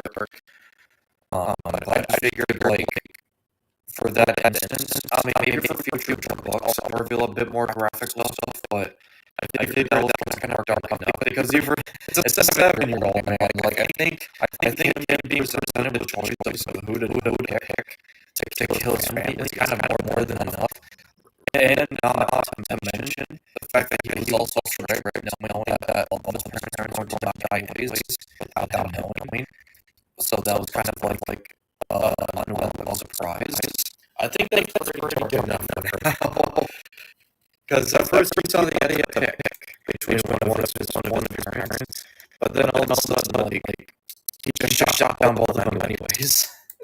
It's like, yeah, I was gonna kill them both anyways. You never had a choice from the beginning. So, yeah, that's what happened. But also, like, what makes it dark as well is that so way before when I started my debut on here, some of the content that I did with my viewers on here, I did like a little activity. I don't want to call it activity 'cause it's kind of messed up. But I brought back like two people that I kidnapped, but also did very bad things. And I presented my audience with a choice of who I let live and who I let die. That story you just heard was my inspiration behind why he does it. I know it's a little fucked up, but like at the same time, now you could connect the dots of where I get that game from my trauma, of when I had to pick one of my family members dying. But that's why I always tell you all as well, if you don't give me a choice, both of them will die. But that's why I also got that as well. Even though Bakurah chose one of them, both of them was going to die regardless because he had to learn that as much as he loved his parents, both of them did things behind the scenes that were unlawful and illegal. But he'll also like realize that even if his parents did bad things, he knew that they did it for the betterment of the company, sort of thing. So like he's still mad that like he's upset that they betrayed him and they can't make up for it now because like they're dead. But it's like at the same time he understands that they tried everything they could to protect him and give him a good life. So and the scary fact is that Dominic also kind of felt that they were going to be in harm's way too. So you couldn't help but feel that if maybe Dominic foresaw this as well more than the family themselves. So that's also the creepy part. Hey there, Trax. Welcome, welcome. Nice to see you here. We just finished reading my book, which is also available on. Also, hello, new people as well. Hello, Caffeine. Hello there, Akuma. Yes, I did, Trax. For anyone that's new here, my name's Bakurah Noir as well. I am a model assassin. Um, I just read my book for those that just came in, and I actually just ended my book. I am on the works of making 3 different books. Where is it available to read? It is on my Twitter. You just have to find my previous posts, and I gave out a Google Doc, 86 pages worth. So whenever you have the time to read it, it's free of charge. You just gotta click on it. It works, and you can read it whenever. And I'll post another post sometime later, and maybe we can have a further discussion about it. So yeah, but I think everyone's still trying to read it because it seemed like no one saw it yet. So yeah, I just figured I'd use today just to read it since I didn't really have not much to do. So yeah, that was fun. Yeah, yeah. So yeah, that's it's in my Twitter. I can't tell you which one it was, but it was definitely like a few posts ago. You won't have to scroll down too far. It was literally recent. Like we're talking 2 posts ago recent. So yeah, if you go find it there, you just gotta click on it. And then from there, you click on the Google Doc. Everyone told me it works. You should be able to find it in there, and boom, you'll be all set. And I am in the works right now of making my second book as well, which is his adolescence arc. I'm going to break it down to 3 books. So the first one that you're about to read, that I read to everybody, was the childhood arc. The second one that I'm in the works right now, that I hope to get done, is going to be his adolescence arc. Oh, bye, Yulin. I'm so glad you stuck around for the story. Oh, let me put the music back on, just to ease the tension here, because it was kind of intense towards the end. But the second book is going to be his adolescence arc, and the third one is going to be his young adulthood arc, and it's just going to be a trilogy. And then after that, I will think about other projects to work on that involves me storytelling, but it's going to be like a different like setting. But for now, I'm just sticking with like Bakurah Noir Origins arc that separates like his time skips and throughout his ages of how he started out. So right now I'm in the works of the adolescence arc. I'm just developing the chapters right now, but hopefully by like the end of July, maybe even earlier, I'll have that ready for all of you as well. Also too, I know y'all probably, I wouldn't say all of you, but some of you may feel guilty that I'm giving you this like content for free. Of course I am, because I enjoy doing it and it was a hobby and it was something that I felt like that I had to do for all of you because I know that I was gone for like 2 months. So I had a bunch of free time in my hands. But just in case, if y'all feel like that you're feeling a bit guilty for not like giving me some sort of support. I am getting my stream elements set up, so if you would like to leave some donations about the content that I've been giving out, feel free to do that, or just what do you call it? If you have any spare coins, you can also donate here as well. But other than that, I am happy to have given you all this free content while I was gone. So I very much enjoy doing it. So I'm looking forward. I really want to finish up the adolescence arc as soon as I can. But I'm definitely looking forward to sharing everybody that as well. Hey there, Rui. How's it going? Hello, hello.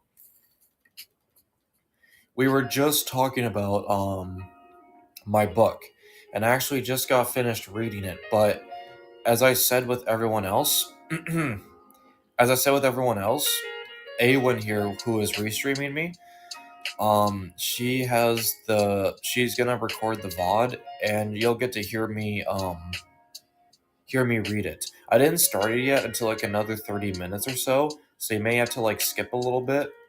So I can't really give you like the timestamp of when I start, but you just gotta like skip a little bit until I say chapter one. So, but also as I said before, it's also on my Twitter. It's just a couple posts down. It's not too far. It was literally a recent post. You can check it out yourself. It's on a Google form, free of charge as well, for free. But again, as I told everyone else, if you feel guilty that you feel like that you want to leave a donation, I'll have my stream elements up. If you want to just leave a little donation for it, feel free to do that. Or just what do you call it? If you have coins on here, you could donate here as well. So, but I'm happy to have given that to everybody while I was gone. That was a gift to all of you for the times that I was gone for 2 months. Yeah, I actually clicked the X. It's okay. It's all right. But yeah, it's gonna. But again, I'm gonna be making $3, as I said before. So so again, the second one I am underway with it, and then what do you call it? That should be done by hopefully the middle or end of July. So y'all will have $2 by the end of this month. The third one though, maybe by the end of August. We'll see though.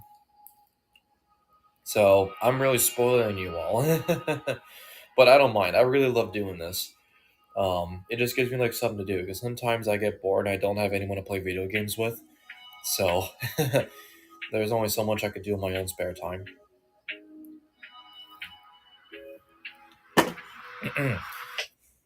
But yeah, I'm gonna end here in like probably 5 or so. Oh, thank you, appreciate it. Thank you. Oh my gosh, that was a lot. Thank you. I will take that as a tip. I will so take that. 100%. Thank you, thank you, thank you. Really appreciate that.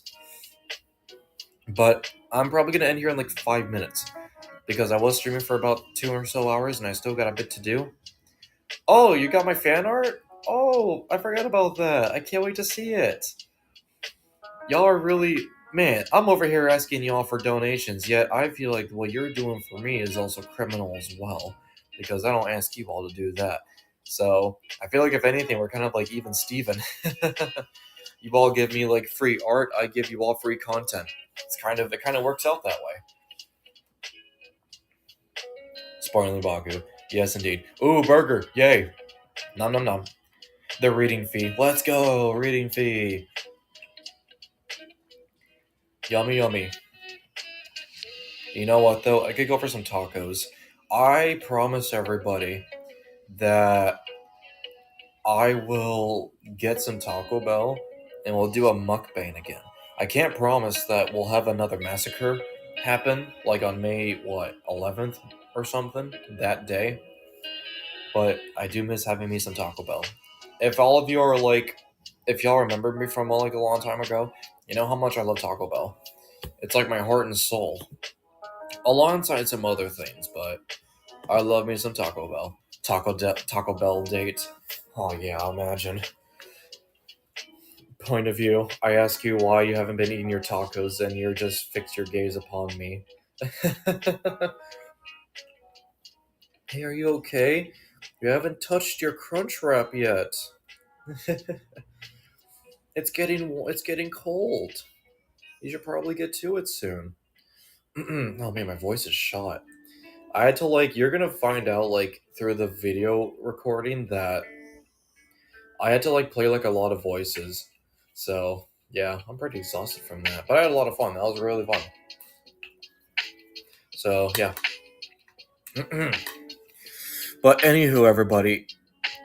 Unfortunately, I know some of you already came. But either way, I'm still glad that y'all still came in here. Now y'all know like the news. Well, okay, update. So I kind of know my schedule for this week, but I'm still not gonna post like a weekly schedule just in case my life is unpredictable as always. But tomorrow, same time, between like 1 to 2 o'clock, maybe 1:30. But I'll announce tonight. But as always, just keep an ear out for me or an eye out as well. I don't see myself taking any days off because I took two in a row the last 2 days ago. So expect me to stream every day until Sunday. So I ain't going nowhere. But knock on wood, not not a guarantee. But so far, I don't plan on taking a day off yet. So I'm pretty I'm pretty good, pretty good.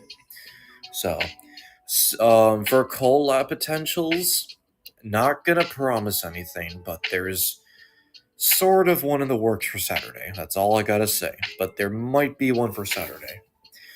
So we will see. But I'll announce it furthermore later about a potential collab with someone else. Either you'll hear it by the end of Thursday or Friday. But nothing at the moment. It's still in the talks. But for now, definitely expect me to stream every day. And again, just keep your Twitters on. That's where I announce things.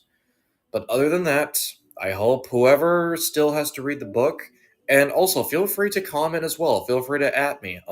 Feel free to leave comments and your opinions towards the book. I would love to hear them.